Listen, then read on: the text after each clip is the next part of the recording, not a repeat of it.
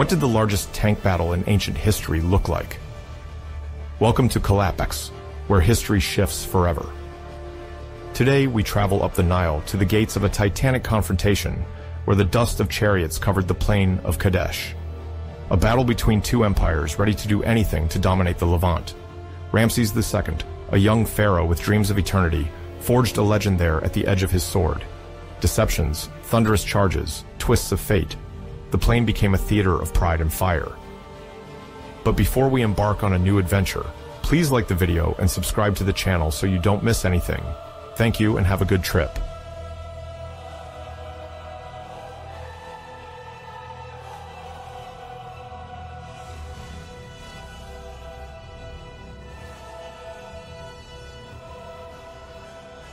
We are around the year 1300, in a time when the world is a vast theater of dynamic civilizations and shifting kingdoms, each competing for ingenuity to consolidate its power.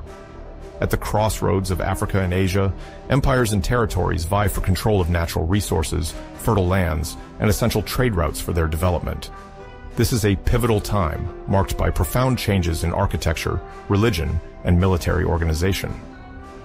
For an international audience discovering this era, it is essential to understand how great powers share the geopolitical map and how their diplomatic, economic, and military rivalries shape history. Egypt, the Hittite Empire, Mesopotamia, the Levant, Mycenaean Greece, and the Shang dynasty in China occupy the forefront. Other peoples, such as the Olmecs in Mesoamerica, still form only modest villages. We will delve into this complex universe to understand why a place named Kadesh will play a crucial role in the chronicles of antiquity.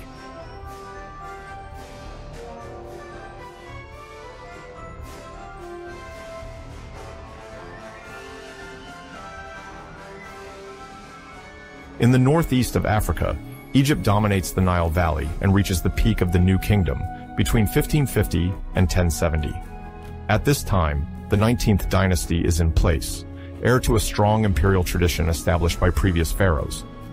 It begins with Ramses III, quickly followed by Seti I, whose military campaigns in Canaan and Syria revive Egyptian authority in these strategic regions.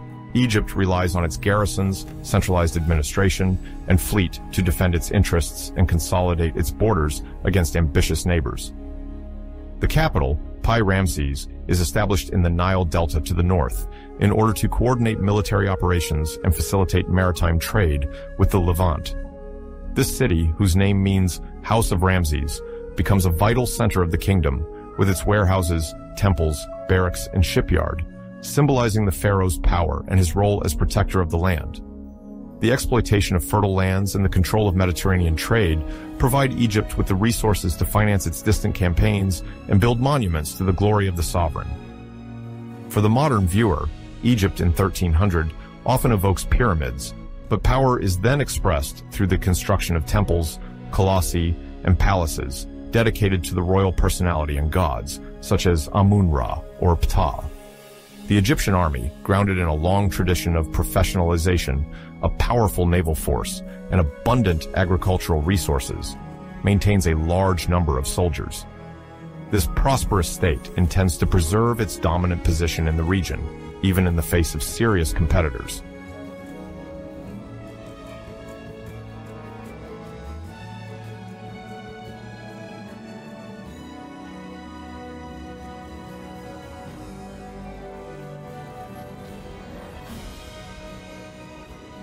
Hundreds of kilometers northeast of Egypt, the Hittite Empire dominates central Anatolia, which is present-day Asian Turkey. Its capital, Hattusa, is a fortified city with monumental gates. The Hittites excel in bronze metallurgy and possess an effective military organization. Under Muwatalli II, the army is deeply reorganized to respond to threats from neighboring powers, including Egypt and certain kingdoms in the Levant.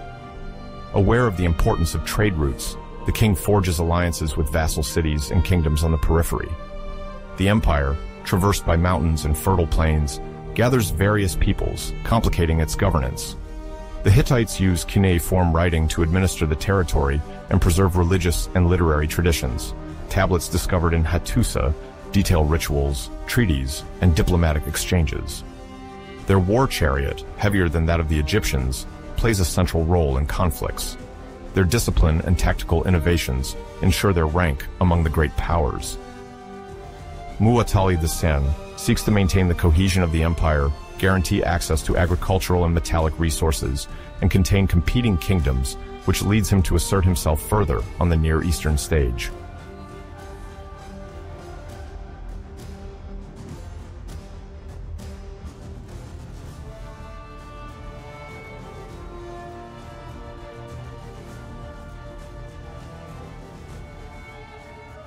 In Mesopotamia, around 1300, Babylon is governed by a Kassite dynasty originating from the Zagros. Taking advantage of the decline of the Amorites, the Kassites imposed themselves and retained part of Babylonian culture, including the Akkadian language and architecture and mud bricks. The royal power, faithful to ancient traditions, ensures stability through fertile lands and an elaborate irrigation system. Further north, Assyria strengthens. Under Shalmaneser III, Middle Assyria establishes an organized army and a centralized administration. The king seeks to extend his authority in northern Mesopotamia and towards the Zagros. Assyrian tablets in Akkadian reflect administrative rigor and efforts at census.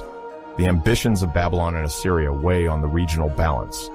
Without directly intervening in the conflicts between Hittites and Egyptians, their power constitutes a strategic lever. Any alliance with either could alter the balance of power. Mesopotamia remains a central actor, rich in its agricultural resources and military traditions.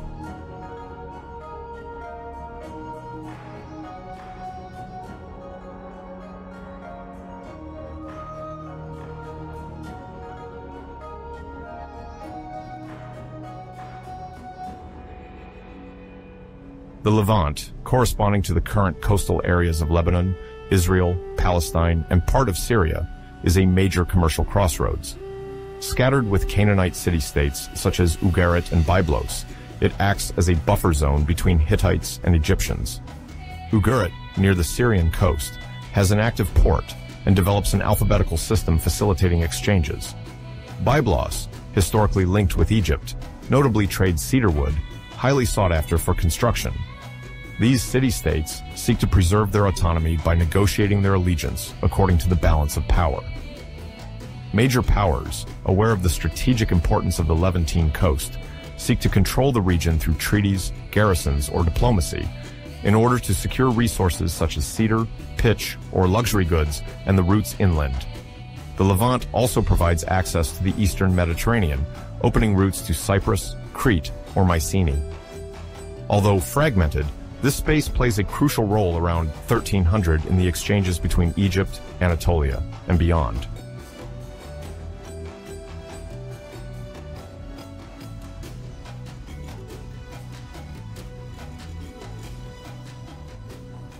In Greece, Mycenaean civilization dominates the Hellenic peninsula and some islands of the Aegean Sea. The fortified palaces of Mycenae, Tiryns, or Pylos reflect its wealth and social hierarchy. The economy, centered on redistribution, is directed by a monarch called Wanax. The Mycenaeans trade with the Aegean, the Levant, and Egypt, importing ivory or Baltic amber via complex routes. In China, the Shang dynasty asserts itself along the Yellow River by consolidating its authority over neighboring populations. Masters of bronze and ossicle writing, the Shang develop a structured political and religious power with no known direct contact with the Near East or the Mediterranean. In America, the Olmecs do not yet form a fully fledged civilization, but proto-Mesoamerican villages emerge around maize, sedentism, and early ceramics. The vast distances between these regions make the global history, around 1300, very fragmented. Each center evolves according to its own dynamics, resources, and constraints. However, in the Old World, networks already connect the Atlantic, the Baltic, and the Red Sea to distant territories, initiating an interlinked system of exchanges.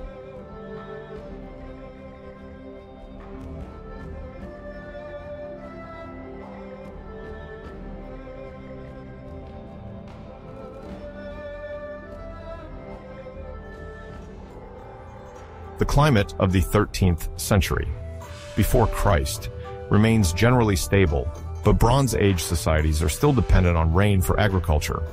Trade routes multiply, particularly the tin route connecting Cyrenaica, Cyprus, and Anatolia, essential for bronze production.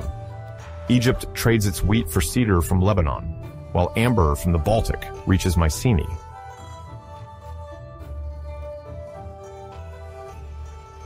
Kadesh, a strategic fortress in Syria, becomes the scene of a major confrontation. This battle, the first well-documented, inaugurates the use of propaganda and diplomacy on a large scale.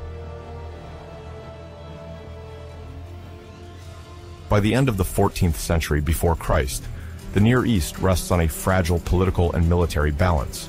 Two major powers reorganize there, Egypt of the 19th dynasty and the Hittite Empire of central Anatolia.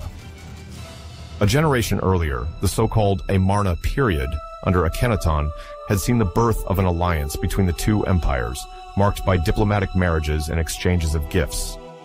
This understanding continues under his successors, including Tutankhamun, famous for his funeral treasure discovered in the 20th century. However, his death around 1327, before Christi, and the troubled successions that follow, weaken the non-aggression agreement. The resulting political vacuum destabilizes the regional balance, paving the way for new tensions.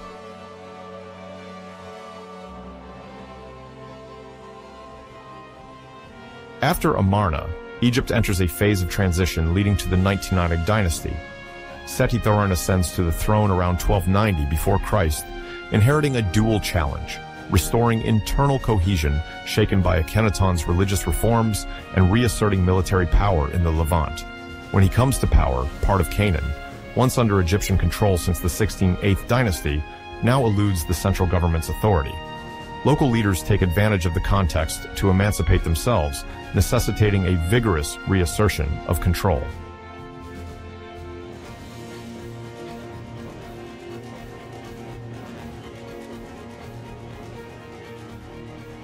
Seti I then launches several campaigns to re-establish Egyptian military and administrative presence. Reliefs and tablets indicate that he restores or establishes garrisons at strategic points in Canaan, particularly Gaza, a border crossroads on the coastal route to the north, and Beth Shan, an interior site near the Jordan Valley. These fortresses ensure control over transportation routes, monitor local populations, and prevent enemy incursions. Gaza secures access to the eastern border. Beth Shan protects the upper Jordan Valley and routes north, playing a key role in the logistics of campaigns in Syria.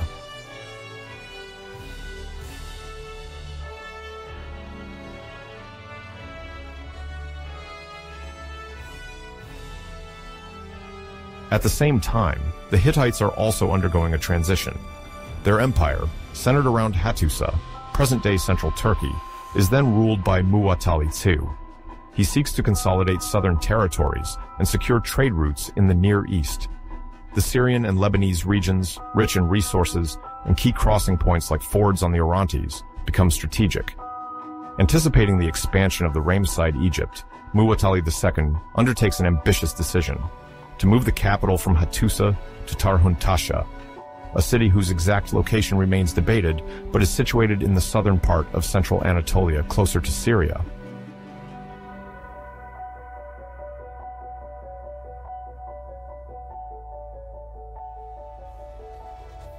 The relocation of the Hittite court to Tarhuntasha is not trivial. It aims to bring power closer to the Syro-Lebanese front, to better respond to Egypt and suppress the independence wishes of vassal cities. Muwatalli II, anticipating a confrontation with Egypt, sees in this new capital a strategic starting point toward the south. Closer than Hattusa to friction areas, Tarhuntasha allows for quicker responses and easier coordination with local governors. This change reflects a new geopolitical priority, securing and expanding influence in Syria and the Levant, where several key city-states for Mediterranean trade are located.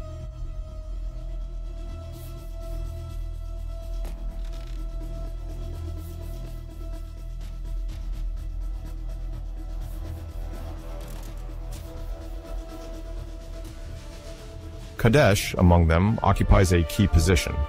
Located on the Orontes, this fortress controls access to the interior, linking Anatolia to the north and the Egyptian delta to the south.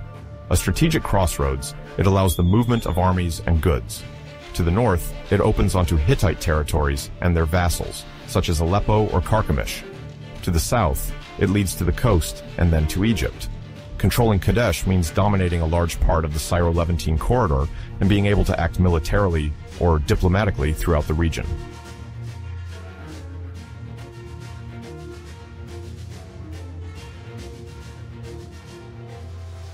For Egypt, Kadesh represents a strategic and symbolic stake.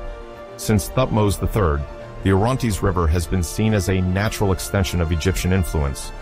Mastering Kadesh means proving the pharaonic power's capacity to act at a distance, impose its local diplomacy, and preserve access to vital trade routes for the Delta.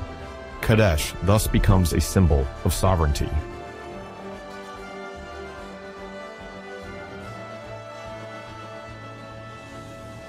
A complex triangulation emerges. Egypt, under the impetus of Seti I, defends its conquests. The Hittite Empire, under Muwatalli II, consolidates its presence to the south. Between the two, Kadesh crystallizes the confrontation. Around them, the Canaanite and Syrian city-states, such as Byblos, Tyre, or Ugarit, attempt to maintain their autonomy by playing on multiple alliances. Some, like Ugarit, maintain good relations with both great powers.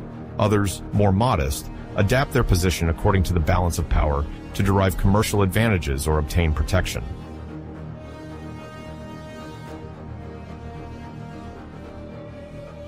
Meanwhile, Assyria lies in ambush. In its phase known as the Middle Assyria, it begins a slow rise to power. While it does not intervene directly in the Egyptian-Hittite conflict over Kadesh, it takes advantage of this rivalry to expand in northern Mesopotamia.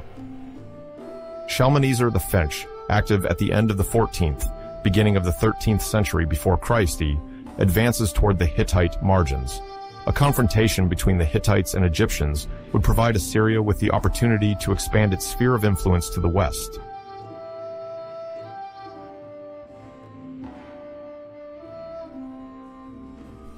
Babylon, led by the Kassite dynasty after the fall of the Hammurabi, pursues a cautious diplomatic policy.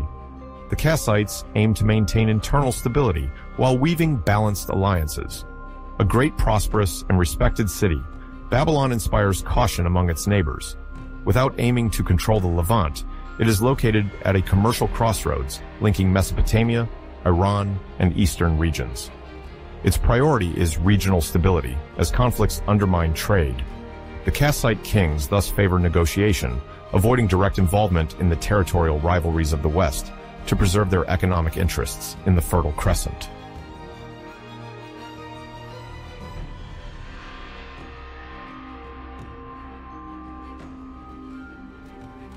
In this complex game, the city-states of the Levant find themselves torn. They cannot fully rely on Egypt, whose reconquest remains uncertain, nor on the Hittites, whose failure would expose them to reprisals. This uncertainty fosters intense diplomatic activity. Tablets, messengers, treaties, and inspections are exchanged to gauge alliances and prevent revolts. Local princes rival in skill to reassure their suzerain while keeping an exit strategy if the balance of power were to shift.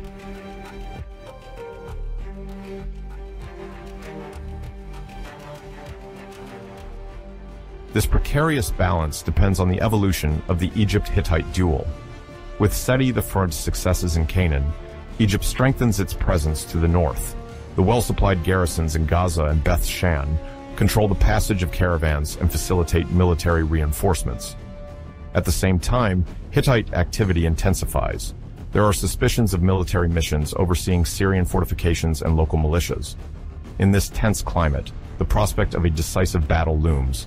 Each empire hopes to assert its authority, strengthen its internal legitimacy, and subdue the unstable cities.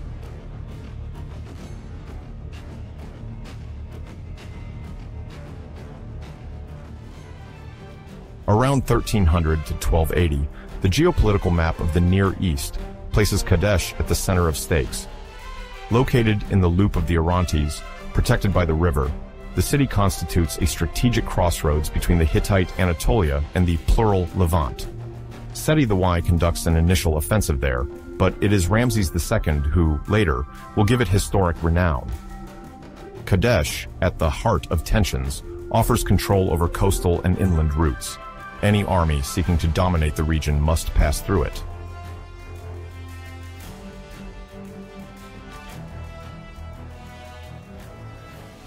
On the eve of Ramses II's expedition, a young king in his 20s succeeding Seti I, tensions are at their peak.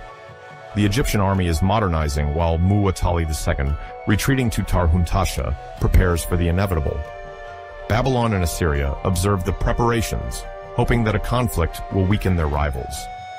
The small cities, for their part, attempt to survive in this shifting game of alliances. The Near East of this late Bronze Age is a mosaic of diplomatic intrigues, military ambitions, and political rivalries.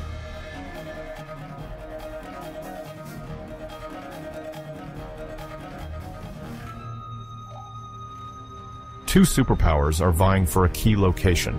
Around them, other actors maneuver between caution and opportunism. Kadesh, the key to the Orontes, becomes the embodiment of a balance ready to tip. Its conquest would upheave the entire Levant. It is in this explosive context that the imminent confrontation is preparing, the echoes of which will fuel an intense propaganda, both in Anatolia and in Egypt. The backdrop of the conflict is set. The Levant is the stage for a major struggle, and Kadesh is at its center, heir to decades of tensions, diplomacy, and assertions of power.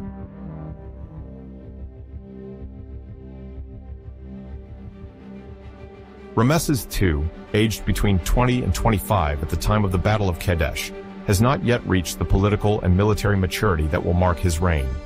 His rise, carefully prepared by his father Seti I, is part of the co-regency tradition. The son shares power with the king, allowing him to learn about administration, military command, and religious rites. This training is all the more crucial, as Egypt is going through a period of instability, necessitating a ruler capable of reforming the state and effectively mobilizing troops.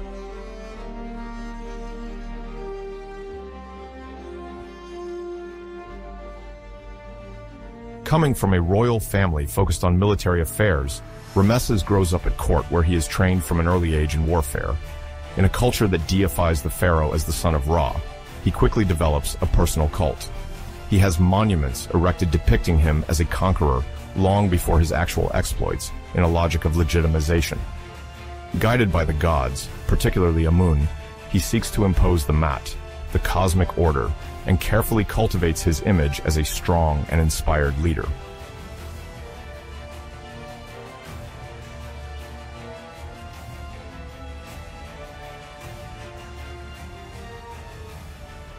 In this framework, he reorganizes the Egyptian army to defend the kingdom's interests, not only in the Nile Valley, but also up to Syria.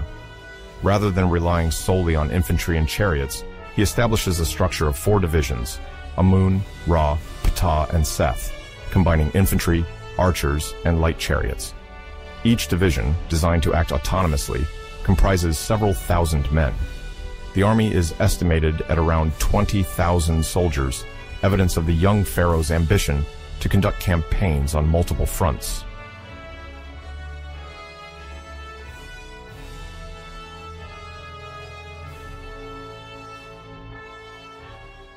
Royal propaganda accompanies this reform. Each division is associated with a deity and the figure of the pharaoh. Stelae display his name repeated hundreds of times, sometimes up to 300, to engrave in the minds the image of an invincible king, guided by the gods. Ramesses understands the importance of imposing this perception even before battle. More than a military leader, he wants to appear as the divine guarantor of victory, thereby strengthening his legitimacy and authority.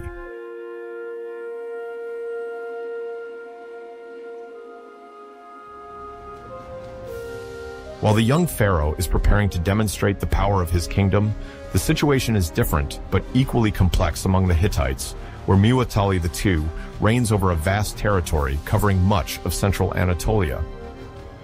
This great king, a title that places him on equal footing with the Egyptian or Assyrian sovereigns, faces significant challenges. The mountainous geography imposes a military logistics different from that of Egypt, where the Nile facilitates movement. Heir to an already extensive empire but threatened, particularly by the gas from the north, Muwatalli chooses to move his capital from Hattusa to Tarhuntasha in the south, to get closer to the Syrian territories disputed with Ramesses II. This strategic choice reflects his will to prepare for a future large-scale campaign in this border area.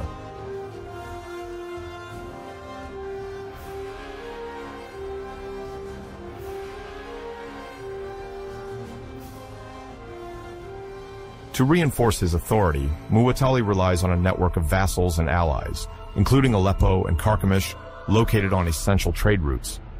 These alliances ensure supply, strengthen the army, and allow for troop recruitment. Unlike the Egyptian army, centralized under the divine authority of the pharaoh, the Hittite army relies on regional contributions, led by subordinate chiefs. Less homogeneous, this organization nonetheless enables the mobilization of a large number of combatants in case of major conflict.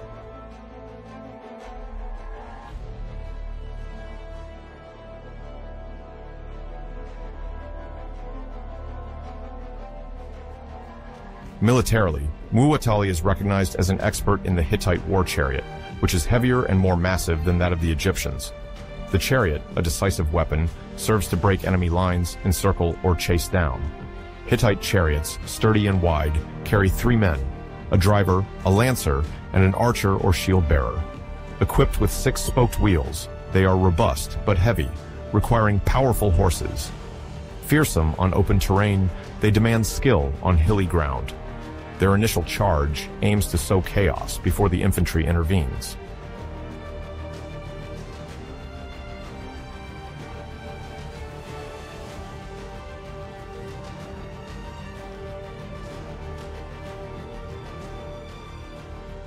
Beyond the differences in tank deployment, the opposition between Egypt under Ramesses II and the Hittites under Muwatalli II is also expressed through technological variations marking the end of the 2nd millennium before Christ.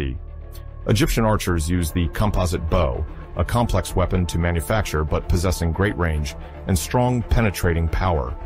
Made of horn, wood, and sinew, it requires craftsmanship passed down through generations. Bronze-tipped arrows can pierce light armor. In contrast, the Hittites and their allies rely on lamellar armor, made of small metal plates or hardened leather, sewn side by side, which is more flexible than rigid armor. For the fighters at the back of Hittite chariots, this protection is essential. An Egyptian archer can pierce a wooden shield, but struggles more against a well-maintained lamellar armor. The effectiveness of these equipments depends, however, on distance, position on the battlefield, and the speed of the horses.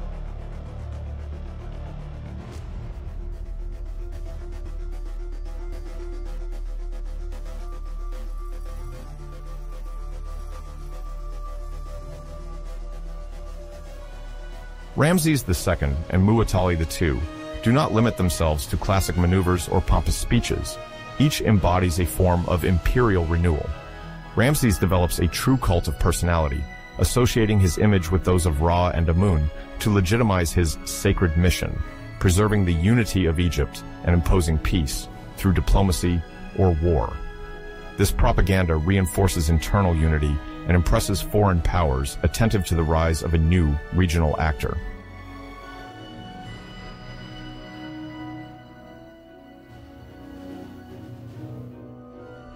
Muwatalli II, on the other hand, adopts a pragmatic strategy. He anticipates the resurgence of Egypt after the Akhenaten crisis and chooses to retreat to Tarhuntasha while reinforcing his positions in Syria. He relies on a network of vassals between Aleppo and Kadesh, maintaining their loyalty through force and the fear of an Egyptian intervention. In parallel, he modernizes his troops, encourages the production of armor, and raises robust horses suitable for light cavalry as well as heavy chariots.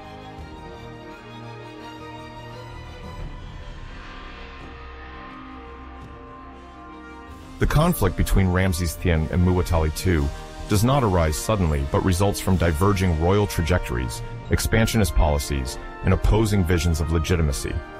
Ramesses II, young and ambitious, secures mystical support by emphasizing Egypt's divine strength. He multiplies the inscriptions of his name to engrave his reign into history.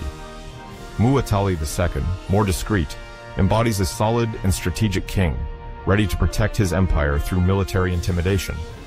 Both surround themselves with seasoned advisors and generals skilled in diplomacy and warfare.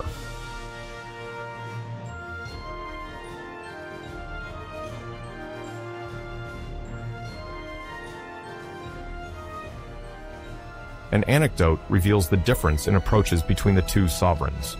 Ramses II is said to have had his name engraved 300 times even before the start of combat. This communication strategy aims to strengthen his divine image. Temples and obelisks serve as a backdrop to royal grandeur.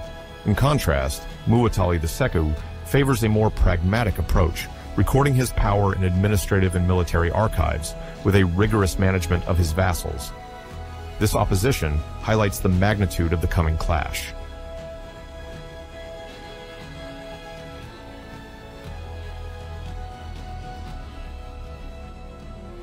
Ramses II and Muwatalli II embody two major sovereigns at the end of the Bronze Age, capable of mobilizing vast armies. Other powers, such as Babylon and Assyria, closely monitor their preparations, aware that a confrontation could rearrange the geopolitical balance. The destinies of the two kings converge at Kadesh, where their rivalry shapes the memory of their empires and marks the history of war and diplomacy.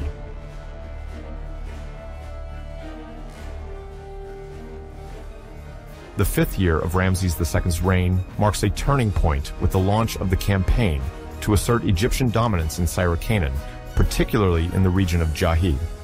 Although several coastal cities are already under Egyptian control, Ramses II wants to go further.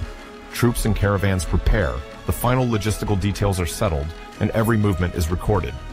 This Jahi campaign proceeds without major opposition, reinforcing Egyptian confidence, but rumors of the Hittite army are already circulating, sowing uncertainty in the ranks. Ramses II, young and ambitious, intends to showcase his strength through this march towards Byblos, without aiming for brutal conquest, but by placing Egyptian garrisons in the coastal cities.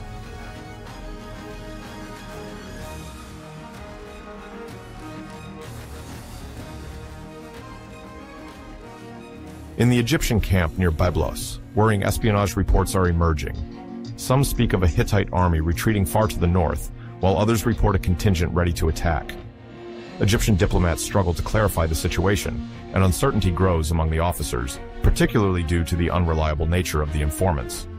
Ramses II, seeking to avoid an uncertain offensive, hesitates to advance without guarantees, but he is determined not to backtrack on his decision without having acted.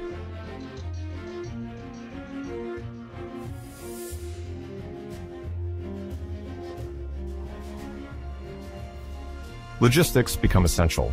Ramses II has reinforced the supplies of food and material at Zaro, a strategic point between the Delta and the Levant.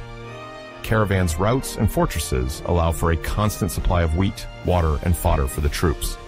An Egyptian fleet also ensures the transport of provisions by sea, proving the kingdom's logistical mastery.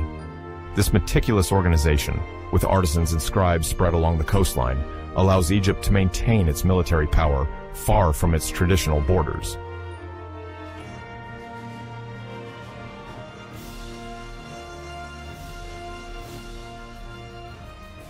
Egypt is preparing to attack, but the Hittite Empire is reacting. Muwatalli II, from Tarhuntasha, manages to mobilize 19 allies, including groups known for their combat skills. Among them are the Luka, from southwestern Anatolia, famous for their skills as navigators and coastal raiders. The Dardani, linked to the Aegean or Thracian region, bolster the infantry and participate in raids. The Arzawa, from western Anatolia, bring their experience of difficult terrains. The remnants of Mitanni, although declining, offer equestrian expertise and military know-how. Muwatalli II must manage the ambitions of each ally, maintain cohesion, and ensure logistics to reach Kadesh, a strategic key. He knows that he must gather the troops before Ramses II advances too far inland.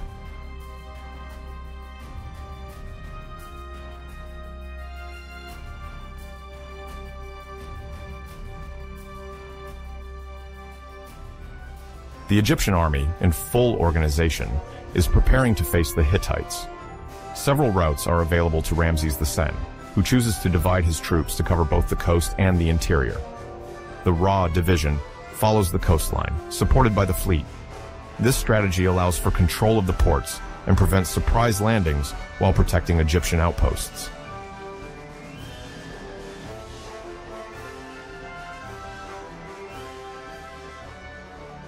At the same time, the Amun division takes the terrestrial route via Megiddo, a strategic axis since the victory of Thutmose III. However, this pass remains risky due to the terrain and possible ambushes.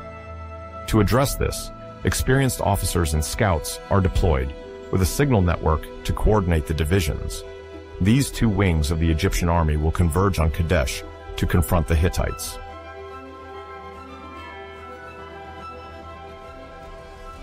The officers, aware of the dangers, recommend a cautious advance to avoid isolating the vanguard. Although the capture of Byblos was easy, the path ahead seems more complex. The Hittites, experts in surprises thanks to their heavy chariots, are a constant threat. The divisions reassess their equipment and security while debating the strategy to adopt. Should they send a scout towards the Orontes or secure Megiddo while waiting for the Hittites? Opinions differ, but Ramesses II, known for his temerity, will have to make a decision.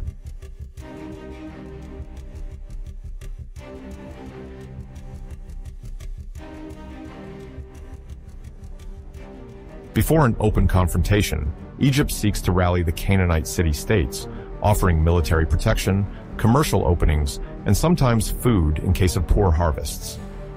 Ramesses II sends his emissaries to negotiate, threatening reprisal in case of refusal. For their part, the Hittites offer titles or exploit rivalries with Egypt to attract local rulers. The city-states, caught in this diplomatic game, sometimes choose neutrality, while others lean towards Egypt or the Hittites. No one can predict the outcome of the conflict.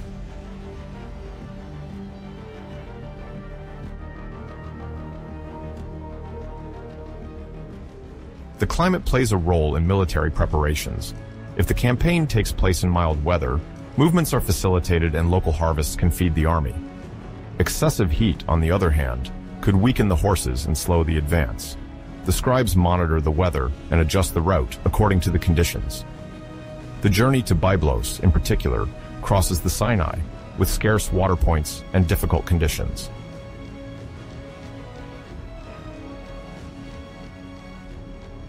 On his side, Muwatalli II ensures the cohesion of his contingents. Communications between Anatolia and the Levant are complex, and the Hittites must manage disparate alliances, such as the unruly Luka or the demanding Arzawa, which require lengthy negotiations. Muwatalli II is aware that Ramesses II could attack quickly if the Hittite army is not prepared, and urgent letters are exchanged to compel the vassals to gather. Although the Hittite army seems impressive, it represents a challenge of coordination for Muwatalli II.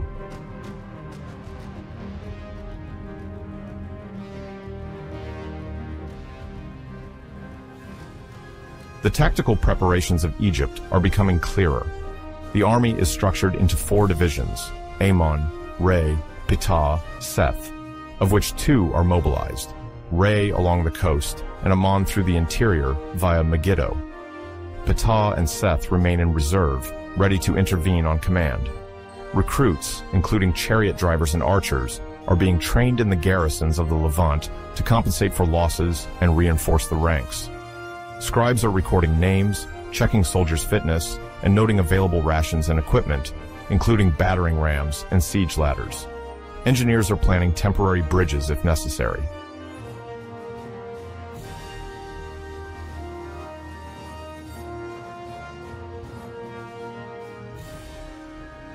Before leaving, religious omens are consulted.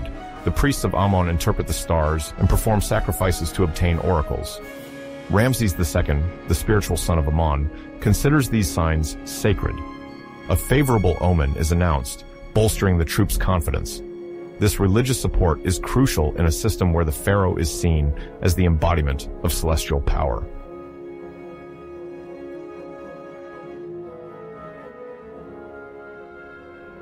Despite meticulous preparation, cautious voices remind of the strength of the Hittites, who have often surprised with their cunning.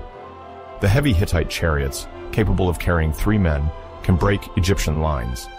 This is why Division Ray is moving along the coast to avoid a massive chariot charge, and Division Amun knows that Megiddo could become a trap if Hittite forces await there.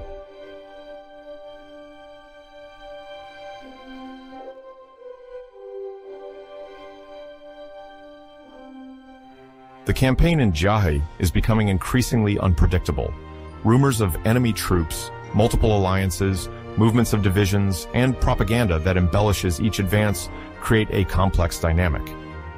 Ramses II, aware of the importance of this maneuver for his prestige, has been issuing statements praising the march towards Byblos. However, a great clash seems imminent.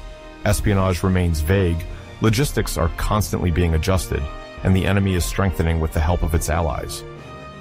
While Division Ray patrols the coast and Division Amun advances through the interior, Egypt is tightening its grip on the region, waiting to precisely locate the Hittite army.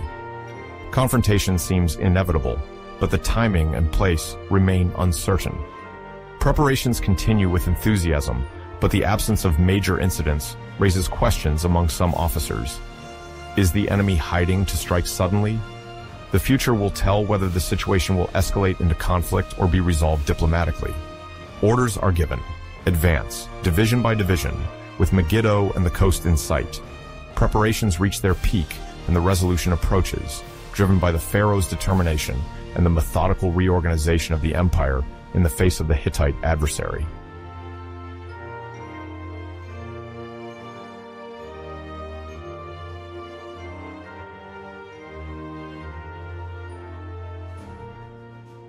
Crossing the Sinai heading north is the challenge the Egyptian army is preparing for during the 5th year of Pharaoh Ramses II's reign.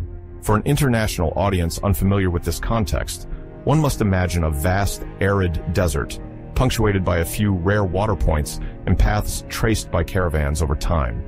With the strategic goal of reaching the Levant region, the troops must advance across this demanding terrain, where the heat, thirst, and sand winds put men and pack animals to the test. However, the route is not merely a desert. It is dotted with relays, forts, and cities capable of offering timely support in exchange for political agreements or displays of strength.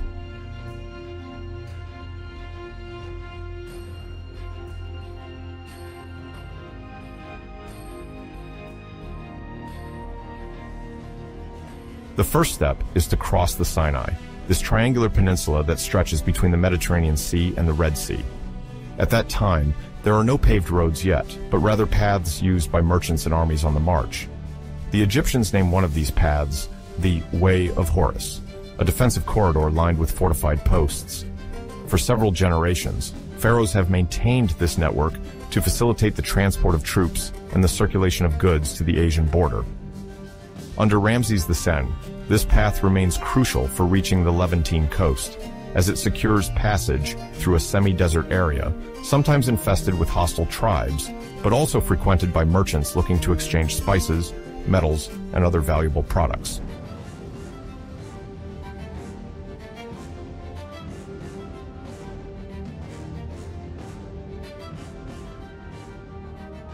To fully understand Ramses II's ambition, it is worth noting that he is a young sovereign who has inherited a powerful empire, already strengthened by the campaigns of his father, Seti I.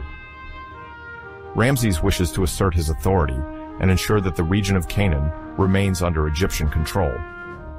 In his eyes, the Levant represents not only a potential source of wealth, wood, rare metals, and especially control of trade routes, but also an essential bulwark to protect the Nile Delta. He therefore mobilizes a considerable army divided into 4 divisions: Amun, Ra, Ptah, and Seth.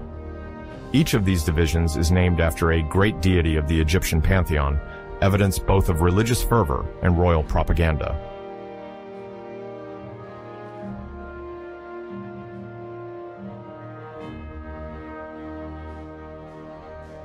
As the army sets out, it faces the titanic logistics that such an expedition demands.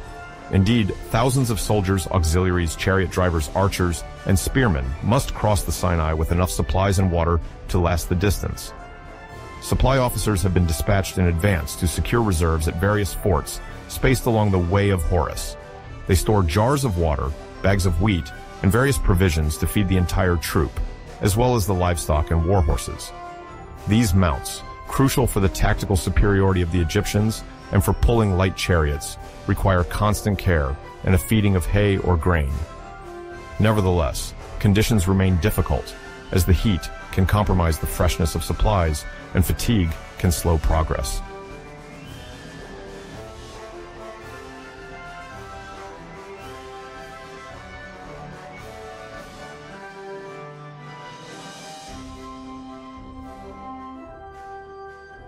As this advance unfolds, a diplomatic stop in Gaza proves to be essential. Located in the southern Levant, the fortified city of Gaza, with its port, constitutes a major crossroads that controls the land passage between Egypt and the region of Canaan. For Ramses II, stopping in Gaza is not merely an opportunity for resupply. It is also a means of reminding the local population and the Canaanite dignitaries that Egypt remains the legitimate sovereign. Egyptian governors or officials stationed there since the previous generation organize welcoming ceremonies. Efforts are made to display the royal banners, sing hymns in praise of Ramses, and reaffirm the alliance treaties concluded by Seti I or even before him. This protocol helps to strengthen the city's obedience and ensure that the necessary supplies for continuing the journey will be available. Some merchants take advantage of the court's presence to present gifts to the pharaoh, hoping to gain trade advantages or preferential treatment in selling their goods.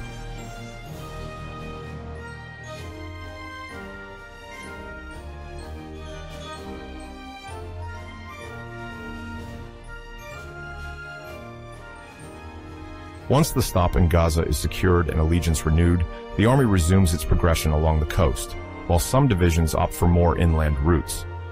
According to the strategy adopted that year, the Ammon division, under the direct command of Ramses II, advances at a significantly faster pace than the others.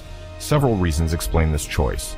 First, for the young pharaoh, leading the most prestigious division at the front allows him to cultivate his image as a warrior king, ready to fight and impose his will. Additionally, this division comprises elite troops capable of maneuvering quickly and reacting to unforeseen events. Finally, Ramses counts on a psychological effect. His surprise arrival in still uncertain localities could tip the balance in favor of Egypt, as no one wants to provoke the anger of a pharaoh present in person.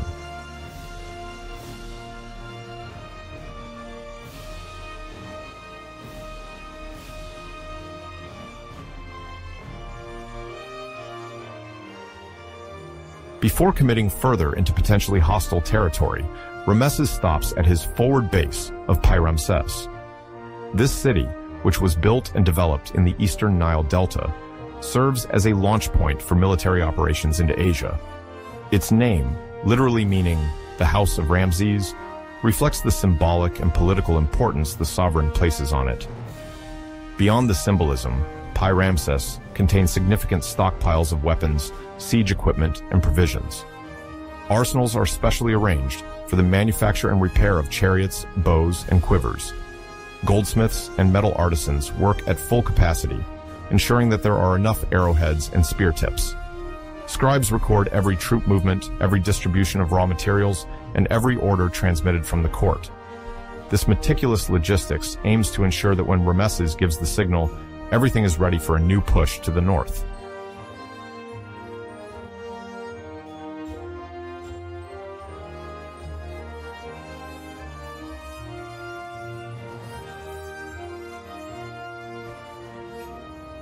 At this stage, no one can ignore that the Hittite Empire, located in central Anatolia, remains a formidable adversary. Aware of this threat, Ramesses deploys scouts into the fringes of Lebanon and southern Syria.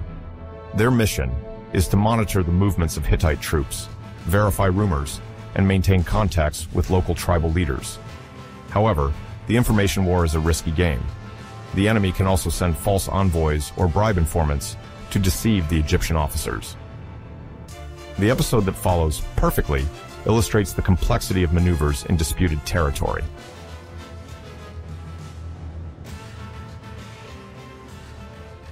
As Amon's division advances rapidly, a group of 2 Bedouin prisoners is brought to the Egyptian camp.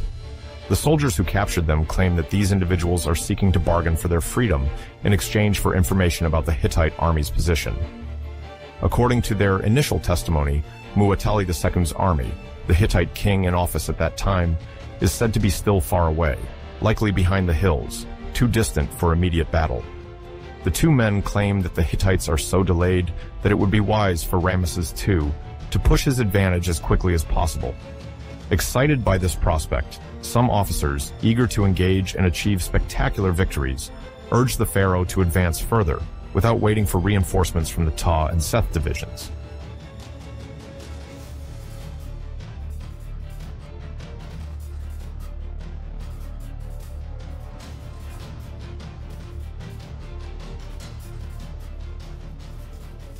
But Ramesses, concerned about caution, orders that the interrogation be deepened. Traditionally, the methods of extracting information can be harsh, ranging from psychological pressure to more explicit threats. The scribes note the statements, question the details, and cross-reference the captive's words with those of other travelers.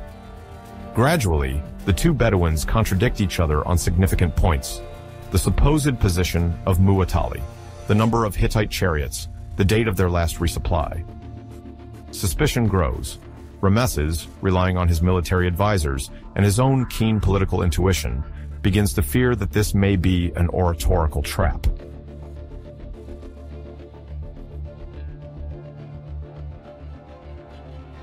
In a narrative that will later be immortalized in Egyptian reliefs, the scene of the discovery of the Hittite plot is described with great dramatic flair. The texts report that Ramesses himself ordered to intensify the interrogation. Finally, under pressure, the prisoners confess. They have been sold to the Egyptians by Hittite officers precisely to spread false information and encourage Amun's division to rush northward. In reality, the Hittite army is already nearby, poised to swoop down on the Egyptians at the most favorable moment. Muwatalli II has displayed great cunning by sending these spies disguised as prisoners, hoping to sow confusion within the enemy ranks and provoke a fatal isolation of Amun's division.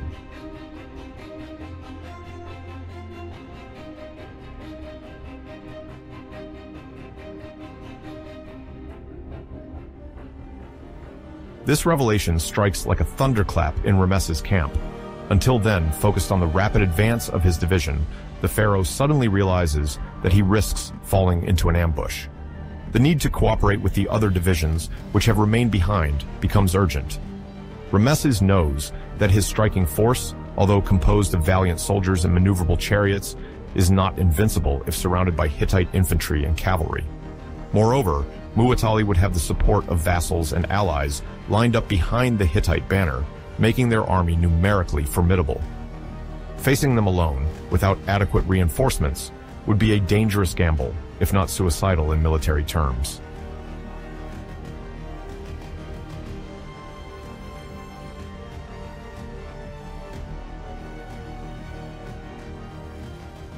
Immediately, the pharaoh sends messengers to the south.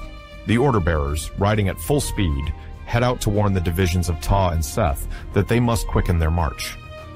Under ordinary circumstances, these divisions would advance without excessive haste, primarily ensuring the cohesion of their troops and the security of logistics. But the news of the imminent danger necessitates a change of pace.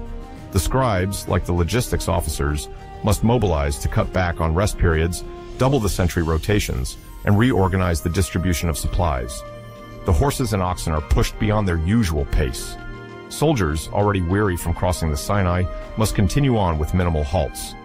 This rapid repositioning maneuver aims to avoid the fatal separation between Amun's division and the remainder of the Egyptian force.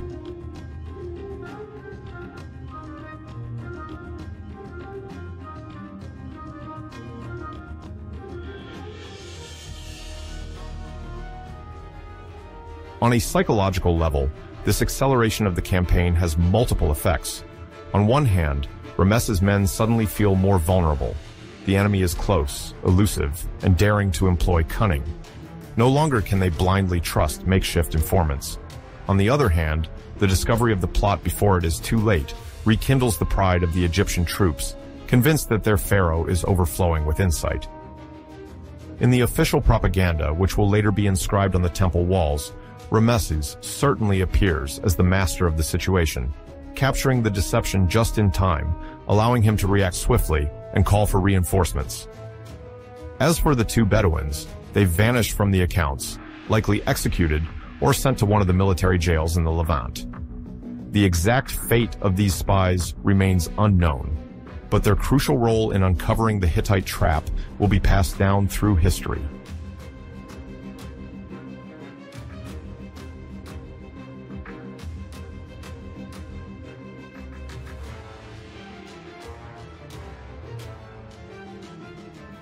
Cunningly, Ramesses takes advantage of this situation to reaffirm his absolute authority over the military hierarchy. He demands that his commanders prove their obedience and ability to react. Within Amon's division, no one dares to challenge the order to remain vigilant and prepare the campsite position for a possible attack. Protective ditches are dug, barricades of chariots are arranged in a defensive arc, and specialized units, archers, slingers, javelin throwers, are put on alert. Ramesses has a close guard, composed of Chardaine's fighters known for their ferocity, who take position at the center of the formation, around the royal chariot. Anxiety mounts as no one knows when the enemy will strike. Some sentinels claim to see fleeting silhouettes on the horizon, while others assert they have heard hooves pounding the ground in the dead of night.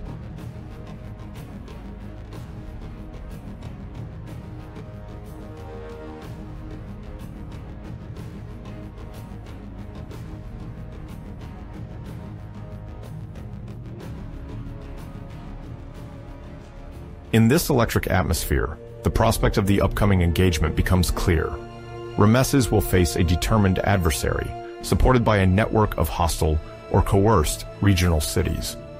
The speed with which the divisions of Ptah and Seth can join Ammon will determine the outcome of the forthcoming confrontation. However, for now, everything is still tension and preparation. Egyptian drums occasionally resonate to relay signals, while officers review deployment and flank protection instructions. Solemn prayers rise in honor of the gods, particularly Amon, the supreme protector, to whom Ramesses continually dedicates a special cult.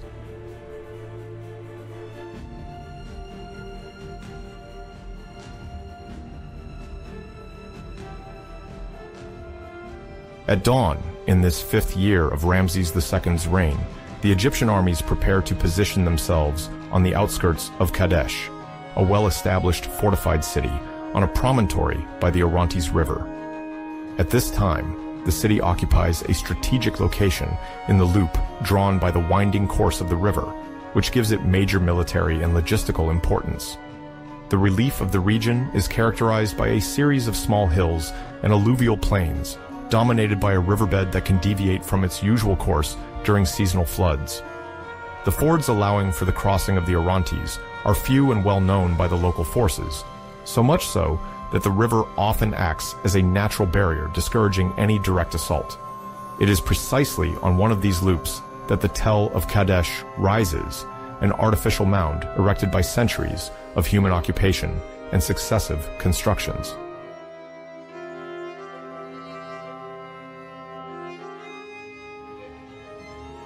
As the city stands on its spur, offering an unobstructed view of the surrounding lands, Ramses II's army has chosen to set up camp to the southwest of this fortified point. The Egyptians selected this location because it protects their troops from a frontal attack coming from the north, while ensuring access to the rare fords that line the Orontes. Furthermore, the natural configuration of the area facilitates surveillance. An elevated plateau provides sufficient space to install a large division, the one placed under the protection of the god Amon. The Egyptians have dug and shaped a palisaded pit in an elliptical form around their tents and equipment, thereby combining a defensive barrier and an earthen rampart. This oval structure, reinforced by stakes and palisades, houses not only the soldiers, but also storage areas for provisions and heavy equipment. Simple openings made in the earth serve as doors controlled by sentinels, ready to sound the alarm in case of an unexpected attack.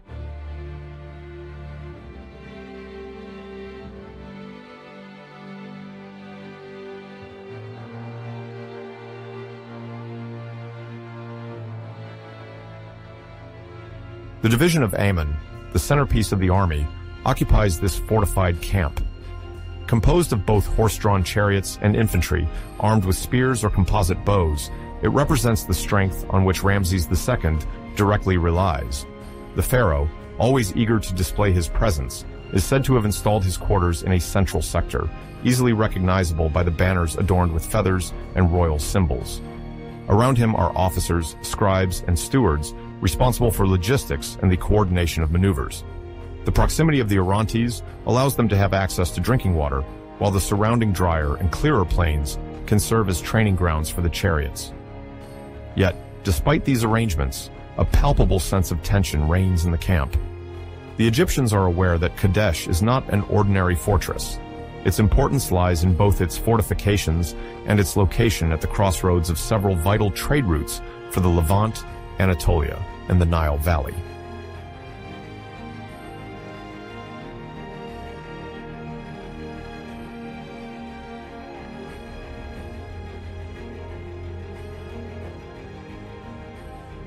However, while Ramesses II has taken care to fortify his position to the southwest, he knows that the Hittites will not remain passive. On the other side of the Orontes, beyond a hill named Calabieh, the Hittite army lies in ambush. Led by their great king Muwatalli II, the Hittites have gathered about 2,000 war chariots, a colossal force for the time. Made entirely of reinforced wood, these heavily constructed chariots are organized into units capable of launching mass assaults. Each vehicle typically carries 3 men, a driver, a warrior armed with a spear or a bow, and sometimes an additional shield bearer or javelin thrower.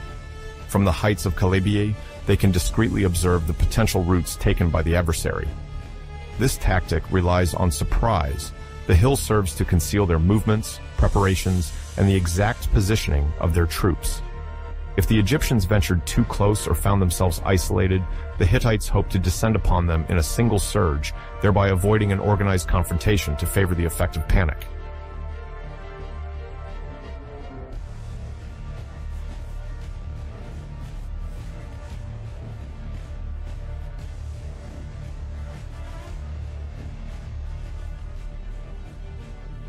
On the surface, the proximity of the Orontes might suggest that the Hittites are on unfavorable ground.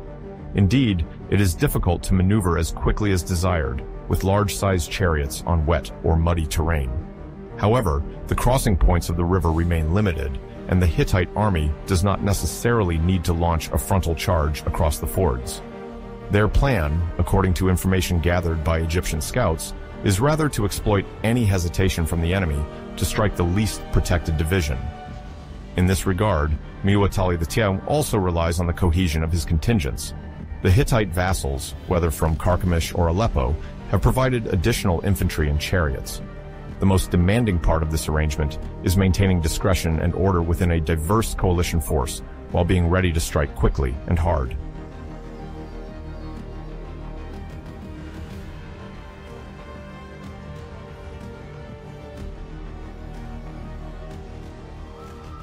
During this time, on the eastern bank of the Orontes, the division of Ra is located away from the main camp.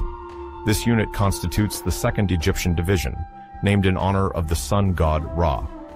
Unlike the division of Amun, which is positioned behind its moats and palisades, the division of Ra has not yet covered the distance to the site chosen for the camp. It thus finds itself isolated, lacking the direct support of Ramesses II, and exposed to a possible attack if the enemy manages to cross the river or to circumvent the fords controlled by the Egyptians. The first reports sent by liaison officers suggest that this division is advancing in column along a route following the eastern bank, likely to reach a crossing point further north. In the plain, mounted messengers relay crucial information.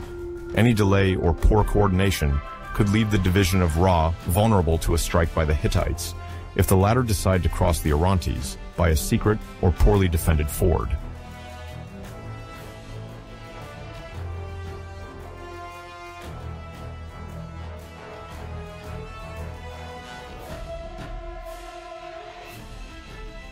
Further south, the divisions of Ptah and Seth, named respectively after the creator gods of Memphis and the storm, are still en route.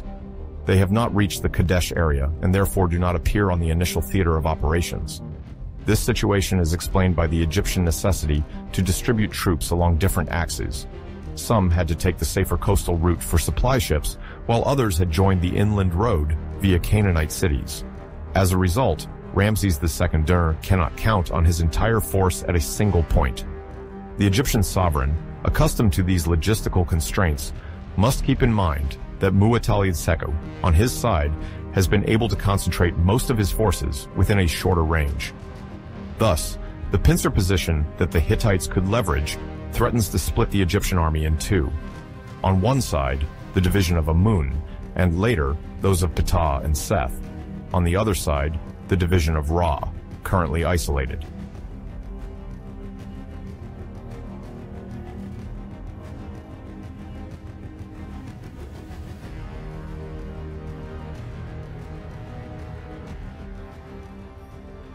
To visually grasp this initial arrangement of forces, one must imagine 4 large arrows, each representing an Egyptian division.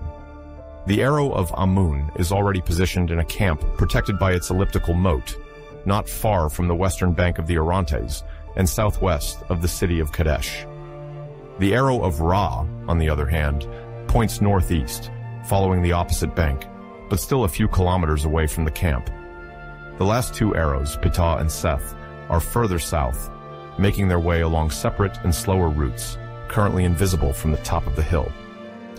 Between these 4 arrows lies the winding barrier of the Orontes River, whose overall course follows a direction from south to north, while meandering around the Tell of Kadesh. On one of these meanders, the fortified city rises, supported by an artificial height, maintained for generations by its inhabitants.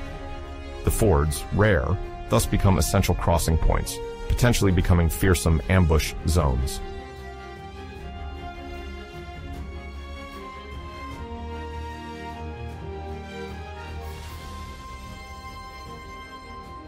As one approaches the Egyptian camp, one notices the precision with which the pharaoh's engineers and scribes have organized the space. The excavated ellipse acts as a rampart. The earth extracted from the moat is used to raise a mound, reinforced by wooden panels, and at times by palisades tied together with linen ropes. Several access points allow movement in and out, but they are guarded day and night. The tents, grouped by companies, are spread along these palisades, leaving enough space in the center to erect the royal tent and its appendices, scribe's office, improvised worship area, resting zone for the close guard, and especially space to store reserve weaponry.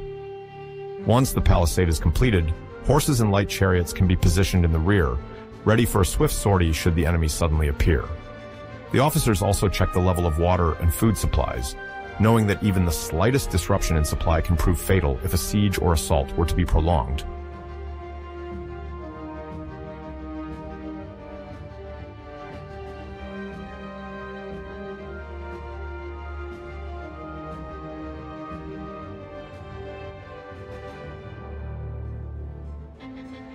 Along the hill of Calabieh, however, an entirely different device awaits the signal of the great Hittite king. Over there, no great circular defensive moat, but a compact mass of several thousand soldiers and chariot drivers stationed out of sight. The horses are strapped in, the wheels greased to limit creaking, and the drivers review the knots of the harnesses one last time. The atmosphere is dense, filled with anticipation. Hittite officers walk through the ranks, whispering instructions to each squad leader. Remain unseen, scan the horizon, detect the slightest troop movement from the Egyptian camp, especially that of the division of Ra, spotted on the other bank. The allies called by Muwatalli II, whether they hail from Carchemish, marked with distinctive emblems, or from other vassal cities in Anatolia, remain grouped, ready to respond to a charge order. Thanks to this meticulous preparation, the Hittites can, in theory, spring forth at any moment and strike the Egyptian army before it can regroup. It is this threat that weighs in the air around the camp of Amun and on the route of the division of Ra.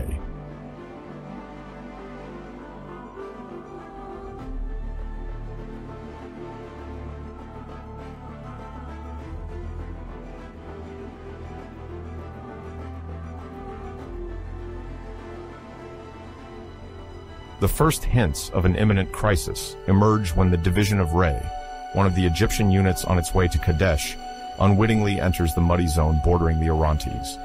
Ignoring the proximity of the Hittite army, these soldiers advance in an elongated column, hoping to reach the neighboring camp without hindrance. However, the Hittites, lying in wait behind a discreet ridge, bide their time.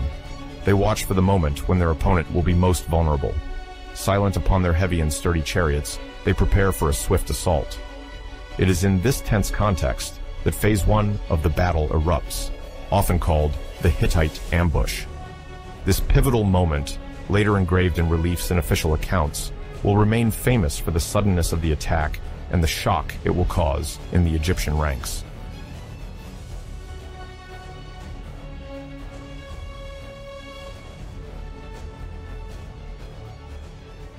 The division of Re, primarily composed of archers and light infantry, finds itself exposed when the first war cries ring out. The Egyptian sentinels, poorly positioned or too few in number, do not immediately detect the wave of Hittite chariots that, in a matter of moments, rush down the nearby slope.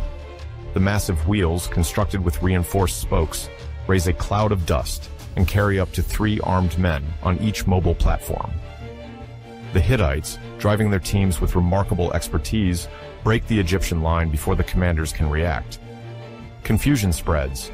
The infantry of the division of Re tries to retreat, but the extent of the open ground leaves them vulnerable. The effect of this lightning strike is immediate. The Egyptian front disintegrates, leaving the route to the main camp practically defenseless.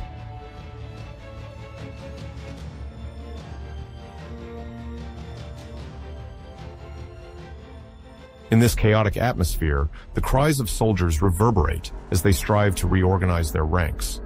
The Hittite chariots exploit their surprise advantage by precisely hitting the critical points of the Egyptian column. The Hittite knights then direct their charge toward the rear area, where the baggage and logistical supplies are present, hoping to deliver a fatal blow to the morale of the troops. This perfectly coordinated strategy sows panic among the Egyptian charioteers, who, until then, had been advancing at a steady pace. The Hittites orchestrate their movements with a near symphony of war cries and signals, amplifying the confusion among their foes. As cries and contradictory orders mingle, the division of Re abruptly finds itself severed into several fragments, unable to support one another.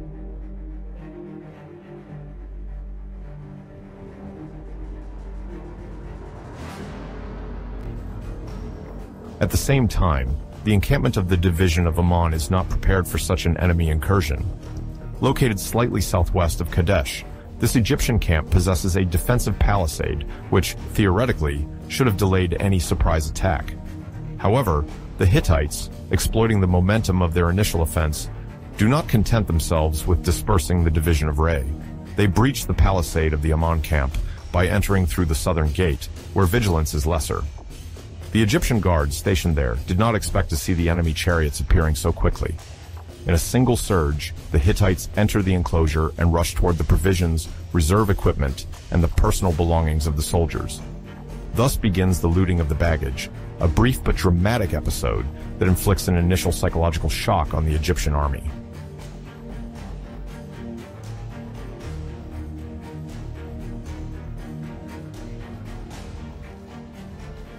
The loss of support equipment, essential to any army, causes immense disarray in the ranks of Ammon's unit.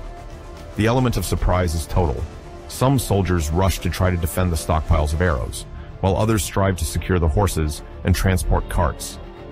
Amid this chaotic effervescence, the Hittites consolidate their positions within the camp. Their objective is no longer just to steal resources, but also to sow terror to push the Egyptians into complete disarray. The attack on the southern gate becomes, in the eyes of the witnesses present, a symbol of Hittite audacity and Egyptian failure in terms of vigilance. Tactically, this maneuver is a complete success. The cohesion of the Egyptian forces, crucial for any army on campaign, threatens to splinter.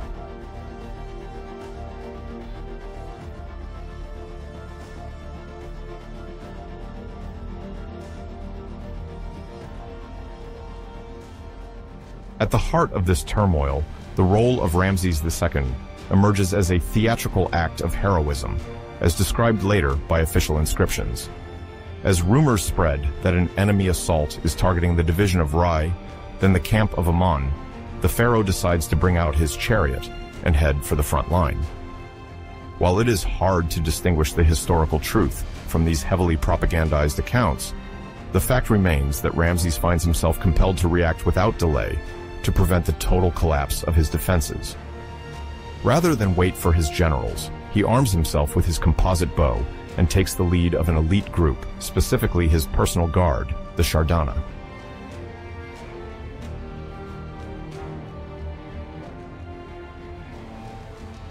The Shardana, often described as mercenaries from the Aegean or Balkan world, and sometimes referred to as peoples of the sea, play a decisive role here.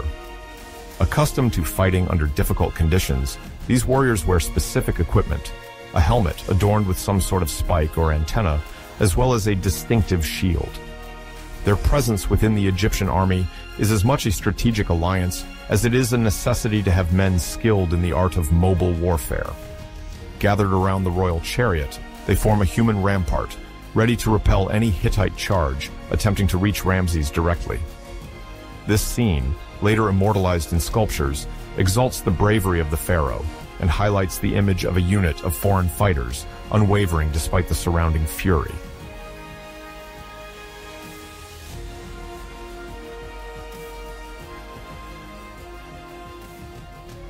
According to the official text recorded on the walls of temples, it is precisely at this critical moment that the famous episode occurs.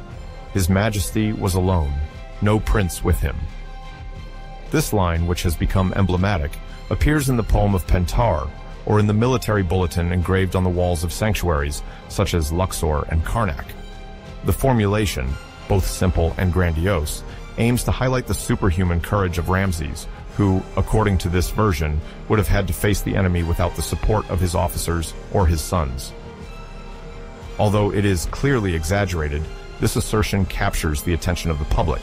It projects the idea of a nearly divine sovereign, triumphing by the sheer force of his determination. From the Egyptian perspective, this moment constitutes a masterpiece of propaganda, shaping the image of a warrior monarch and protector of his people.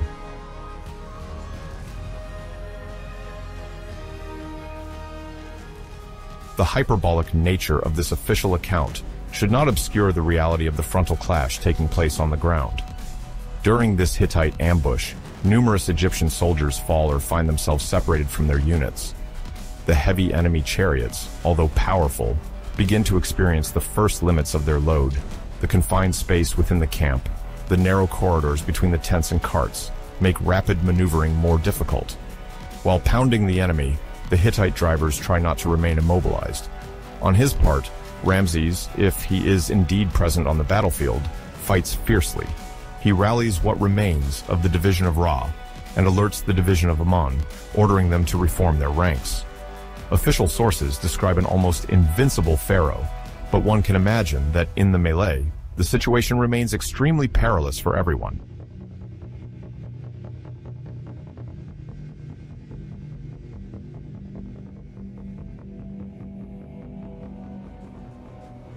The Temple of Luxor presents one of the most striking representations of this decisive moment. On the walls, we see Ramses on his chariot, shooting with an unerring precision, while the god, Amun himself, appears above the scene. In this iconography, Amun sometimes holds the reins of the chariot, symbolically signifying that the god supports the sovereign in his struggle and guides him toward victory. The Hittite charge is depicted in the form of defeated enemies, fleeing under the effect of a superhuman power.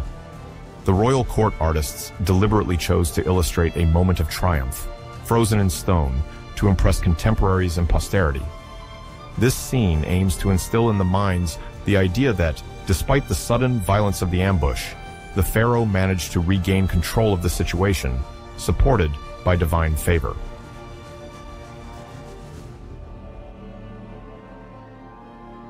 The explicit mention of the god Amun taking the reins further strengthens the sanctified aura of Ramses II.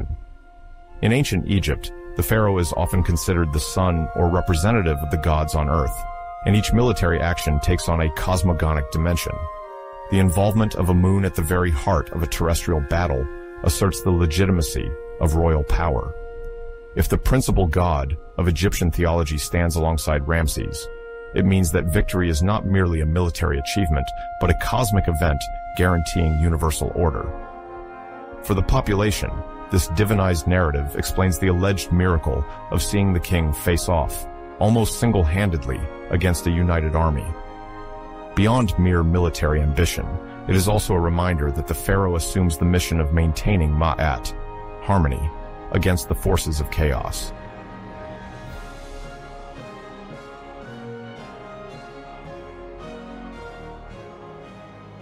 The rapid capture of the southern gate by the attackers, followed by the looting of supplies inside the camp, accelerates the spread of fear. Ramses II, according to official sources, intervenes, rushing to the aid of his men, almost alone, and finds himself confronted by enemy chariots in overwhelming numbers. Although the propagandistic dimension is beyond doubt, suggesting a savior king transcended by divine support, it is undeniable that he will play a key role in rallying his troops. Every arrow shot, every rallying word addressed to the Shardana and infantry who resist, is inscribed in the collective memory. The fate of the campaign is thus played out in a matter of critical moments. Does the balance already tilt toward a total rout, or can Ramses' leadership reverse the trend?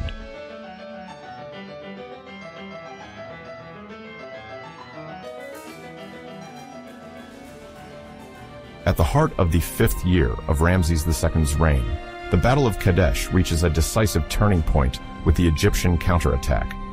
After the intrusion of Hittite chariots into the Egyptian camp, causing chaos, Ramses, concerned about his military reputation, reacts quickly to avoid disaster. The pharaoh, determined, reorganizes the right wing of his army in view of a flanking maneuver. He then establishes a kurus, a formation of light chariots, comparable to a crocodile's jaw, closing in on its prey.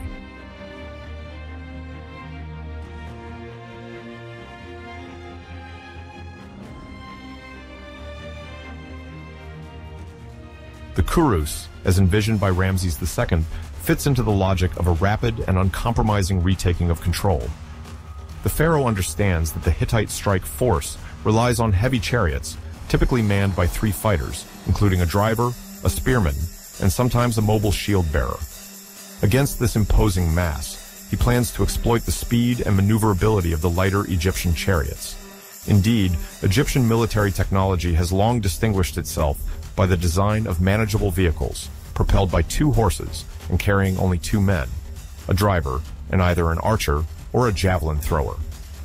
This mobile arrangement can easily take advantage of the element of dispersal, evade frontal charges, and then strike from the side by exploiting any flaw. Thus, when the Hittites penetrate through the camp and seek to consolidate their breakthrough, Ramses orders a feigned retreat of some of his chariots in order to entice the opponent to commit further. At the opportune moment, the reorganized right wing begins its counterattack in a pincer movement, trapping the enemy chariots already bogged down by the muddy ground of the Orontes that borders the southern and western edges of the battlefield.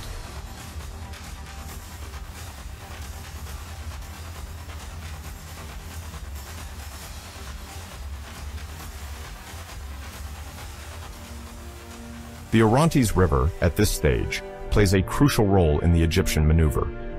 Instead of providing potential shelter for the Hittites, it becomes a formidable trap due to its muddy and difficult banks. The heavier Hittite chariots, burdened with their 3 soldiers, struggle to cross these rugged terrains. The horses, already worn from the initial charge and the looting of the camp, get stuck in the mud, making any maneuver for retreat or regrouping more complex. On the Egyptian side, Ramesses exploits this situation to increase the pressure. By concentrating his own light chariots on the weak points of the enemy line, he ensures that the Hittites cannot reorganize or take advantage of a second wave offensive. In some later commissioned wall paintings, Hittite teams are seen struggling to free their wheels stuck in the wet substrate. This striking image serves the objectives of Egyptian propaganda, as it showcases the tactical superiority of the pharaoh and the apparent misfortune that befalls the adversary. However, Ramesses' success is not limited to a technical advantage. He also takes psychological elements into account to undermine the cohesion of the enemy coalition.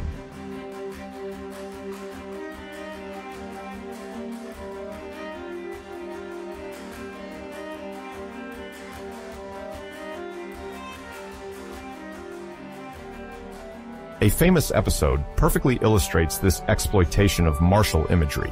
The moment when Ramesses, according to his own account, engraved in the temples of Luxor and Abu Simbel, kills the Hittite standard bearer. This act, highly symbolic, goes beyond simply neutralizing an enemy combatant. The standard, for the Hittite army, as well as for many other ancient armies, constitutes the rallying point of the soldiers and the visual embodiment of the sovereign's authority. In this case, this standard reflects the unity of the coalition, led by the great Hittite King Muwatalli II. Bringing it down is akin to shattering the moral force that galvanizes the troops. Egyptian narratives do not fail to emphasize that Ramesses, standing on his golden chariot, himself fired the fatal shot, toppling the standard into the muddy dust. On the bas-reliefs, the scene is depicted in a theatrical manner. The pharaoh, larger than life, draws a magnificent bow while terrified Hittites begin to scatter. Of course, this version of events is partly a propagandistic construct, intended to exalt the solitary bravery and the image of the nearly invincible pharaoh. Nevertheless, the disappearance of the standard bearer creates considerable turmoil in the Hittite camp.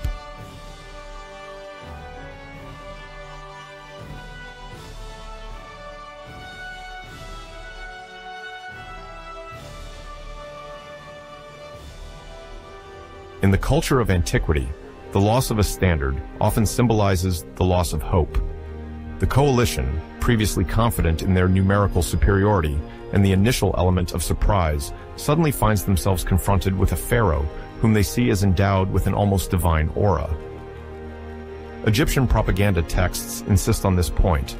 Ramesses, enjoying the unconditional support of the god Amun, would have appeared as a warrior descending from the heavens, sowing terror in the hearts of the Hittites and their allies.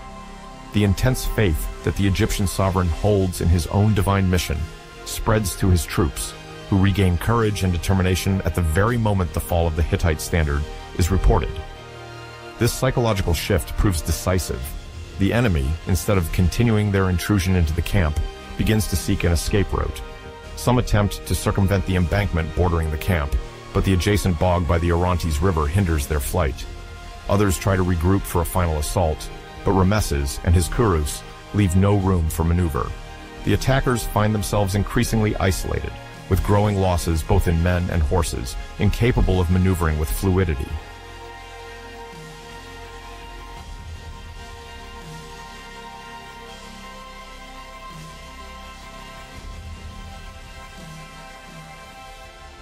In this climate of confusion, the figure of Ramesses takes on a quasi-mystical dimension. The court artists, relayed by the priests and scribes, would later describe the pharaoh as the instrument of divine will, sent to punish the Hittites and their impious allies. On the battlefield, however, it is not only a religious belief. This conviction that Ramesses is supported by the gods acts as a catalyst for Egyptian determination. According to the few Hittite tablets that mention the incident, many of the coalition soldiers would succumb to panic as soon as they saw the pharaoh's chariot approaching. His shining armor, combined with the tales spread by the fleeing soldiers, makes him appear as a living incarnation of the god of war. This perception, exaggerated intentionally by Egyptian propaganda, leads to a gradual disintegration of enemy ranks. Ramesses' archers, positioned at the edge of the camp, take advantage of the enemy's disorganization to shower the bogged-down Hittite chariots with arrows. The frightened, injured horses rear up even more, sometimes overturning their drivers, further worsening the rout among the coalition forces. The Egyptian camp, which was almost on the verge of falling earlier, transforms into an impassable rampart, repelling the Hittite offensive with renewed vigor.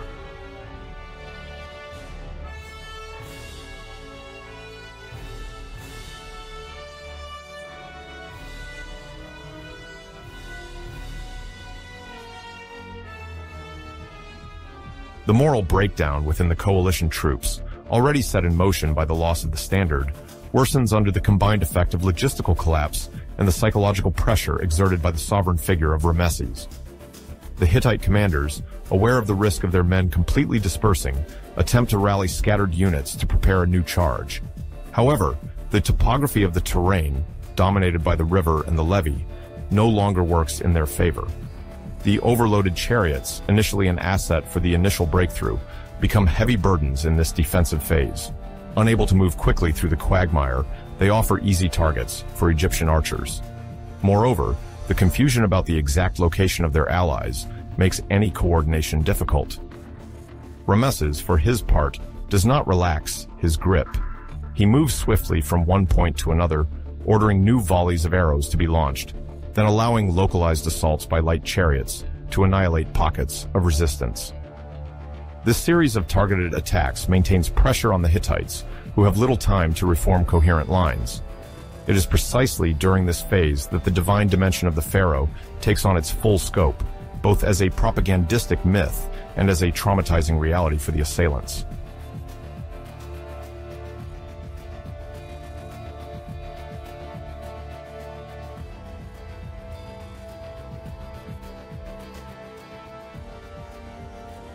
At this stage, the Egyptian counterattack imposes a shift in power.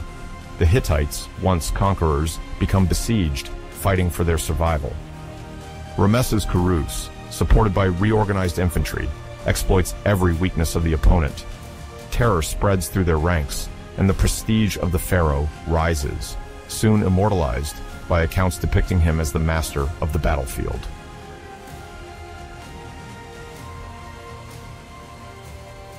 On this hot, late afternoon, as the sun begins to tint the horizon with golden hues, the battle around Kadesh, in the heart of the Orontes Valley, enters its most critical phase. Up to this point, the confrontations have been marked by chariot charges, hazardous tactical maneuvers, and moments of panic. But it is precisely at this moment, which will later be called Phase 3, that the arrival of Egyptian reinforcements will disrupt the outcome of the confrontation. For an international audience discovering this episode for the first time, it is important to understand that Kadesh remains one of the most well-documented battles of the second millennium before Christ, notably thanks to the monumental inscriptions from Egypt and the diplomatic tablets of the Hittite kingdom.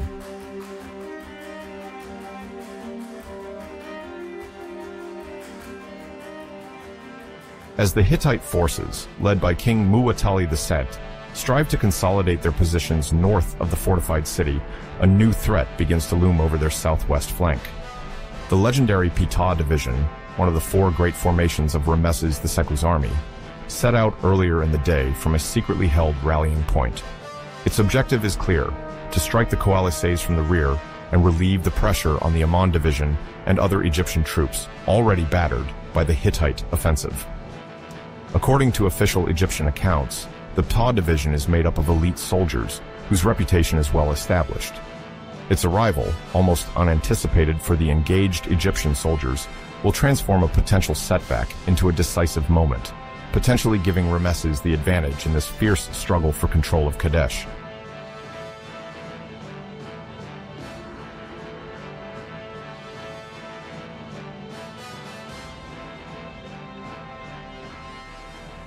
The Ptah division, named in honor of the Egyptian god Ptah, patron of craftsmen and architects, embodies the tradition of innovation in ancient Egypt in the fields of logistics and military strategy. Under the command of experienced generals and scribes responsible for coordination, it advances methodically on two-wheeled light chariots, typically pulled by Nubian horses known for their speed and endurance. The precise position of these troops had been kept secret to avoid Hittite espionage, especially since Muwatalli II, aware of the prowess of Egyptian cavalry and infantry, had also deployed scouts across the plain. Ultimately, the topography of the terrain, partially desert-like to the southwest of the Orontes Loop, delayed the Egyptians' progress, forcing them to navigate around swampy areas and rugged terrains.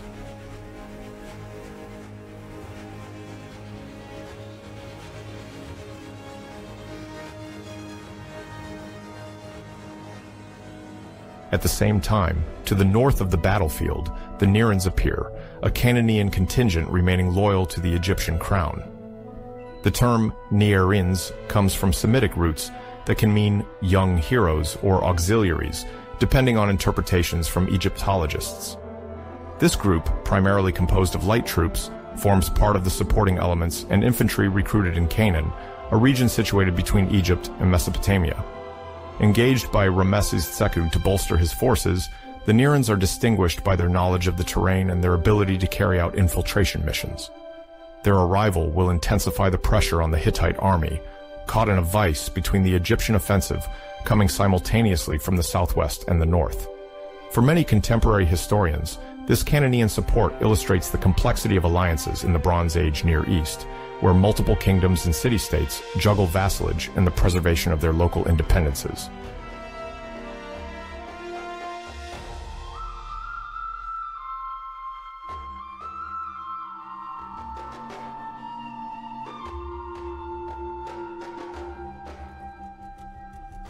The psychological effect of the sudden convergence of these two reinforcements, Ptah and the Nerans, is immediately evident on the morale of both the Egyptian troops and the Hittite coalized forces. In the minutes following their arrival, Hittite soldiers, already exhausted from previous charges, see a dangerous encirclement maneuver taking shape. Aware that they risk being caught in a vice at any moment, many Hittite officers advise retreating beyond the Orontes to protect the main line of withdrawal, located along the fords that lead to Kadesh. It must be emphasized that the mobility of Hittite troops, often praised in diplomatic tablets, largely stems from their heavy chariots, equipped with 6-spoke wheels and designed to carry up to 3 men. However, the effectiveness of these chariots is challenged by the topography of the battlefield, where the presence of a river and swampy areas becomes a significant obstacle to their rapid withdrawal.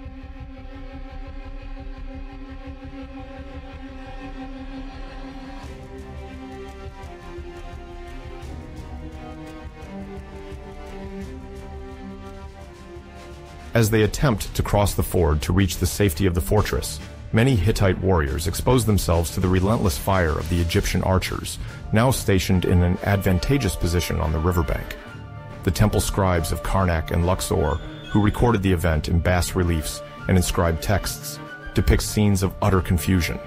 Terrified horses, chariot drivers losing control of their teams, and soldiers desperately searching for a clear path to return to the city.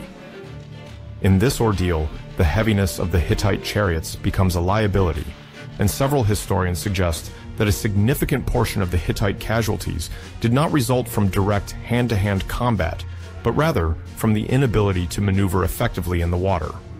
Some chariots, overloaded and hard to handle, overturn in the river, sending their occupants to drown. This dramatic episode illustrates just how decisively strategy and logistics can abruptly alter the course of a battle.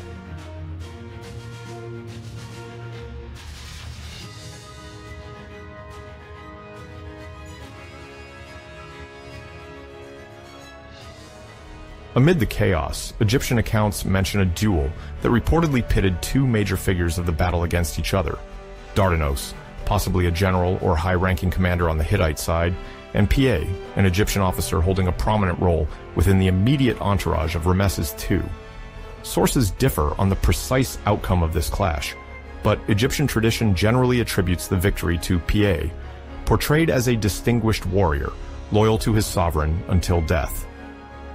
In the so-called Poem of Penteris, one of the many Egyptian versions exalting this confrontation, it is written that none could withstand the strength and cunning of the valiant Piet, blessed by the favor of Ra. The Hittites, for their part, are more discreet in their narratives, instead referring to a failed attempt at coordination between Dardanos and other officers, which allegedly triggered confusion in their ranks.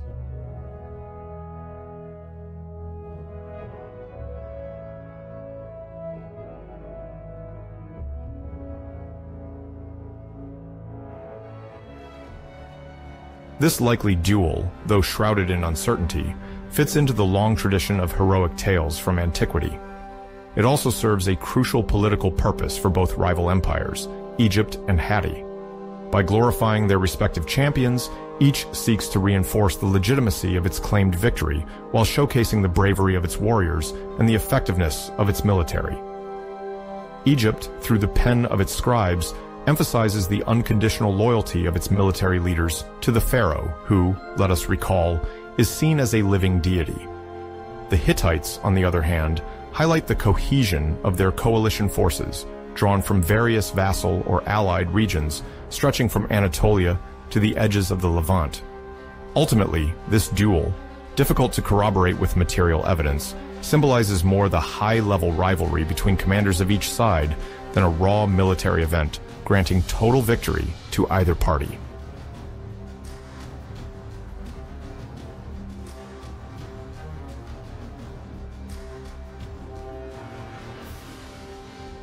As dusk falls, the battle halts with startling suddenness.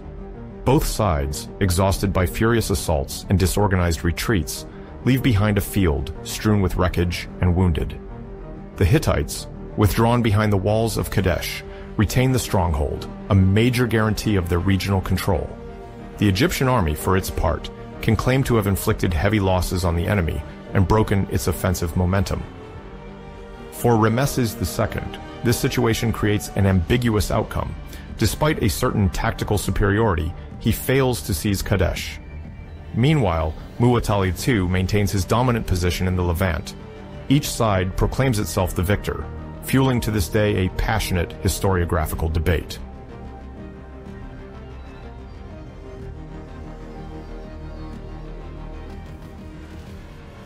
After the battle, the army of Ramesses II, though logically battered, manages to retreat in good order. The Egyptians lose many chariots, valuable for their offensives, as well as camp supplies. Despite these losses, the bulk of the troops remains intact, and the king retains control over his forces, allowing him to withdraw without further confrontation.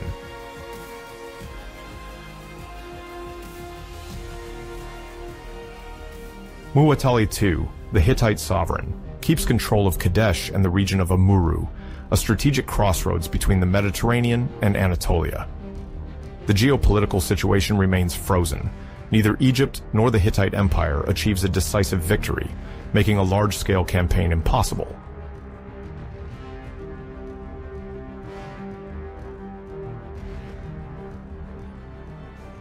Back in Egypt, Ramesses II emphasizes what he considers his personal victory, having his military feats engraved in religious and political centers.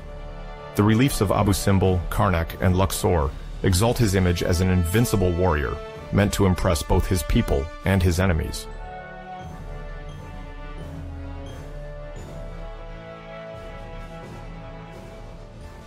In the Hittite Empire, the battle creates internal tensions. Prince Katusili, brother of Muwatalli II, begins to harbor doubts about the balance of power, which later leads to his usurpation of the Hittite throne. These rivalries intertwine with border issues in an empire shaken by the recent confrontation. Despite the pressure between the two powers, each avoids open war, aware of its consequences. This is why, in the 21st year of Ramses II's reign, a peace treaty is negotiated and signed. This non-aggression treaty, written in Hittite and Akkadian, marks a unique diplomatic agreement for the time, aimed at ensuring minimal stability in the Near East at the end of the 13th century before Christi.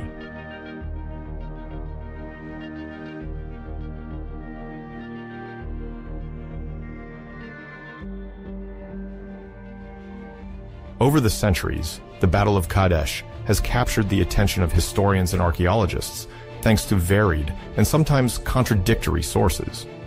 This diversity, combined with Egyptian propaganda, has fueled controversy over the true extent of the confrontation and its outcome.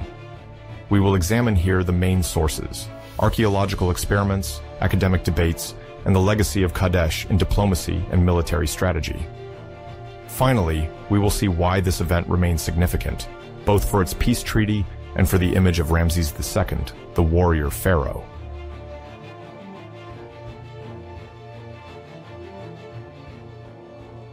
The Battle of Kadesh is marked by two Egyptian accounts, the Poem of Pentor and the Bulletin, inscribed on the walls of Ramses II's temples. These texts, intended to glorify the pharaoh, differ in form and tone. The Poem of Pentor is a detailed epic narrative, presenting Ramses II as almost divine, alone against a Hittite coalition and saved by the help of Amun. It exalts the bravery of the sovereign and his personal strength. In contrast, the Bulletin is more concise and accessible, aimed at a broader audience, with a more direct narration. It emphasizes Ramses II's central role in the battle, without the epic flourishes of the poem.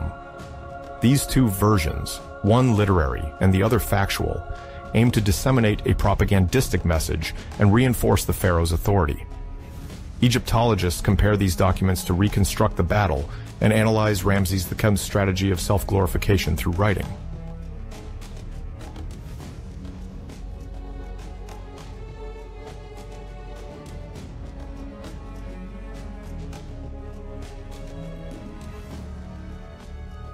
In addition to the Egyptian accounts, a Hittite tablet discovered in Hattusa, the former capital of the Hittite Empire, presents a sober account of the battle on the Orontes. Unlike the Egyptian Poem of Pentor, which glorifies individual bravery, this text focuses more on the diplomatic conclusion. The Hittite scribes confirm the presence of the great king of Egypt on the battlefield while remaining cautious regarding the Egyptian victory. Rather than focusing on triumph or defeat, the text describes Kadesh as an episode in a process of territorial rivalry and political adjustments.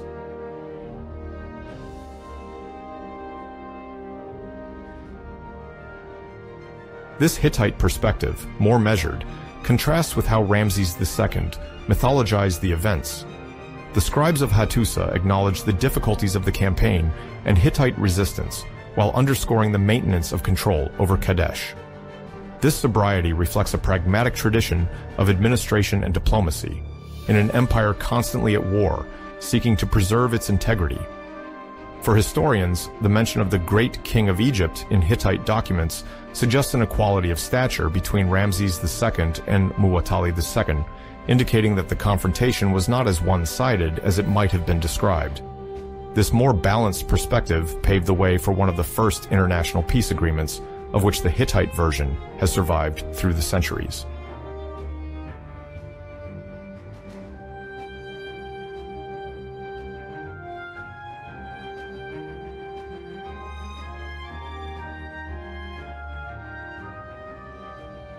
In the research on Kadesh, an important chapter concerns experimental archaeology, used to measure the actual capabilities of the armies. Researchers have reconstructed full-scale Egyptian and Hittite chariots to test their speed, maneuverability, and terrain resistance. The Egyptian chariot, lightweight and pulled by 2 horses, offered great mobility for scouts and rapid attacks. 20th century experiments, with replicas of chariots featuring flexible axles and 6-spoke wheels, demonstrated remarkable agility in dry terrain. In contrast, the Hittite chariot, more massive, was more stable, capable of accommodating 3 warriors and transporting more weapons and armor.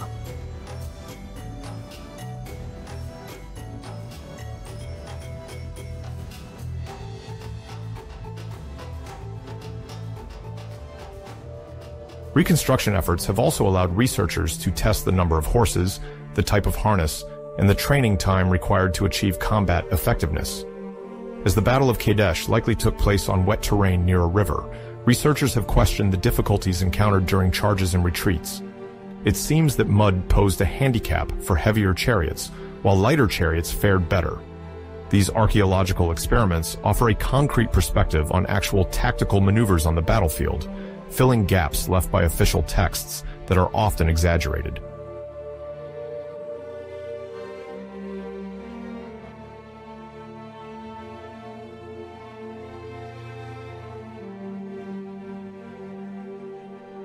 Despite the importance of Egyptian and Hittite sources, questions remain about the exact course of the battle.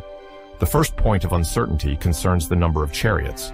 Egyptian texts, in their desire to exalt grandeur, sometimes mention thousands of Hittite chariots, a figure that seems unrealistic given the logistics of the time. Some estimate that this number was inflated to highlight Ramses II's bravery in the face of an overwhelming number of enemies.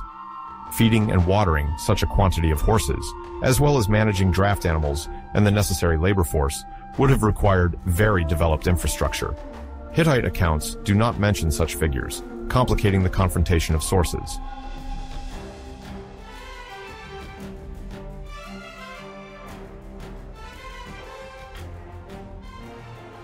Another point concerns the near-ins, these reinforcements described by the Egyptians as arriving at the last moment to turn the tide. Some historians identify them as Canaanite contingents loyal to Egypt or mercenaries placed in ambush. Several questions remain. Was their intervention decisive? Were they already at Kadesh, or did they arrive at the last moment? Official versions tend to exaggerate their role to create a dramatic turnaround.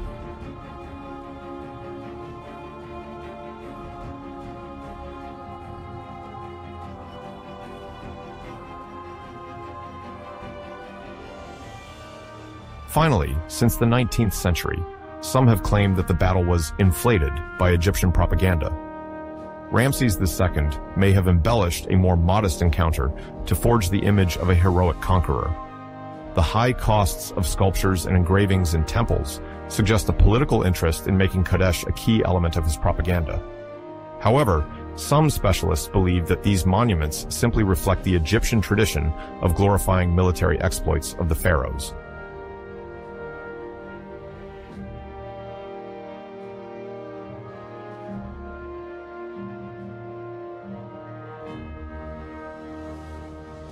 Beyond historiographical controversies, Kadesh remains a reference in modern military academies. Commanders study universal principles in strategy, the importance of intelligence, logistics, the role of reserves, and a general's ability to motivate troops in crisis. Ramses II's error regarding the Hittite positioning, due to contradictory information and negligence in verifying sources, illustrates the dangers of faulty intelligence.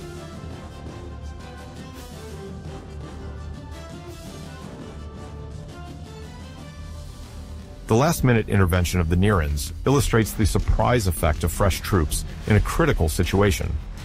The use of light Egyptian chariots, which were more mobile and maneuverable, allowed for feints and flanking maneuvers.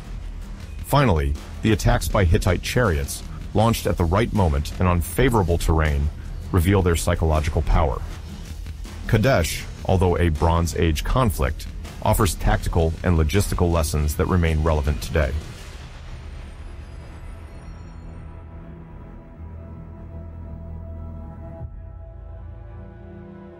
The most significant legacy of Kadesh is undoubtedly the conclusion of the first written peace treaty, sometimes called the Silver Treaty.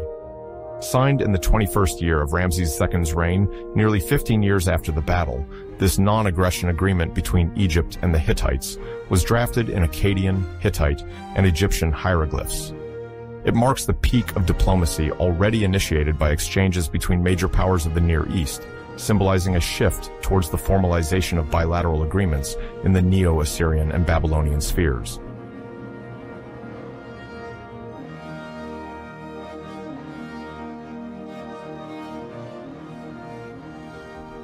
The treaty includes provisions on non-aggression, cooperation in the event of external attacks, as well as the restitution of fugitives and prisoners. It aimed to establish a code of conduct to prevent local conflicts from escalating into large-scale wars. This treaty is viewed as a foundational milestone in international relations, illustrating the empire's willingness to ensure their political and economic survival.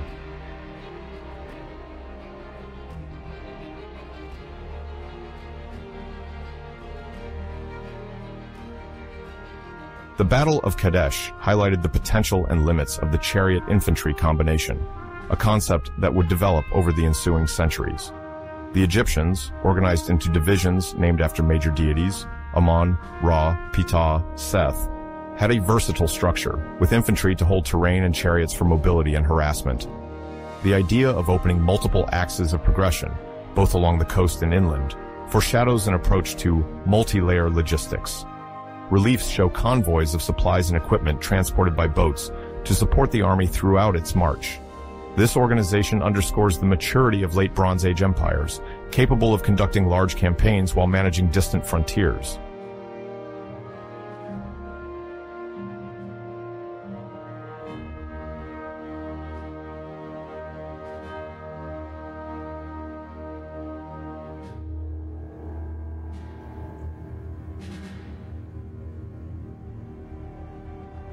Following Kadesh, the belligerents recognized the importance of controlling trade routes and securing supply lines. The Hittites relied on their vassals for supplies, while Egypt, with its granaries in the delta, could support the war effort, provided it protected its rear lines. Perhaps for these logistical reasons, the battle was not immediately followed by a larger conflict, as both powers understood that a prolonged war would deplete their resources and ambitions.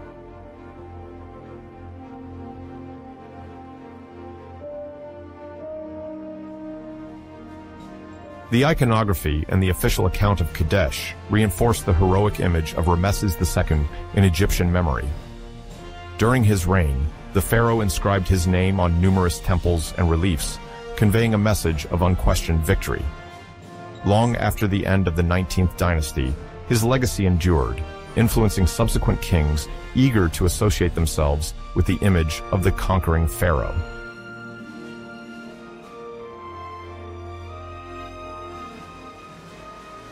Until the time of Cleopatra, Ramesses II became a symbol of prosperity and power. Greek authors, among others, took up his image as a ruler who extended Egyptian influence toward the Levant. More recently, films like Exodus, Gods and Kings and documentaries have popularized his figure as a war chief. These reconstructions, often romanticized, emphasize the charisma or toughness of the pharaoh, sometimes presenting him as an anti-hero. These representations, although caricatured, testify to the enduring impact of the Battle of Kadesh, which has become a symbol of military challenges and epic battles.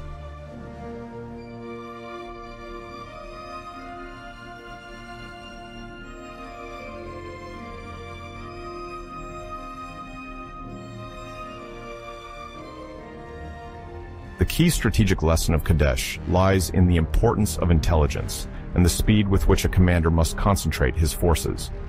The advanced division of Ramesses II, caught by misinformation from false Hittite prisoners, demonstrated how a misjudgment can change the course of a battle. This flaw in the pharaoh's marching plans, combined with the isolation of the division of Ra and the late arrival of the forces of Ptah and Seth, nearly cost him victory. However, the responsiveness of Ramesses II, who managed to regroup his troops and maintain strategic positions despite the Hittite breakthrough, proved decisive.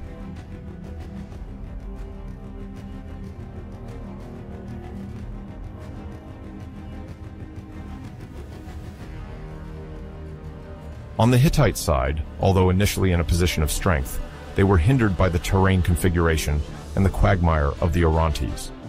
The heavy chariots were difficult to extricate, and the intervention of the Nereians reversed the dynamic. Thus, Kadesh demonstrates the strengths of each camp, Egypt in responsiveness and coordination, and the Hittites in the striking power of their heavy chariots. In the end, neither side gained a decisive advantage, leading to a status quo and the search for a written agreement.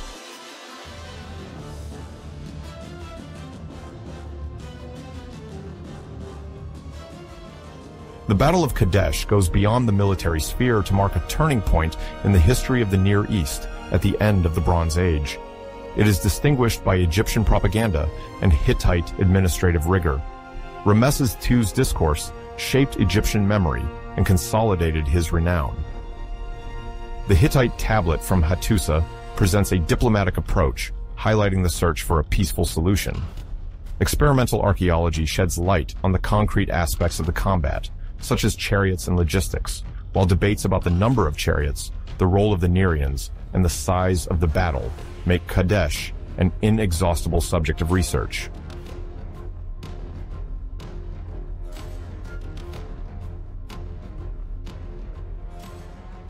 The confrontation between Ramesses II and Muwatalli II led to one of the first peace agreements, marking the beginnings of formalized diplomacy.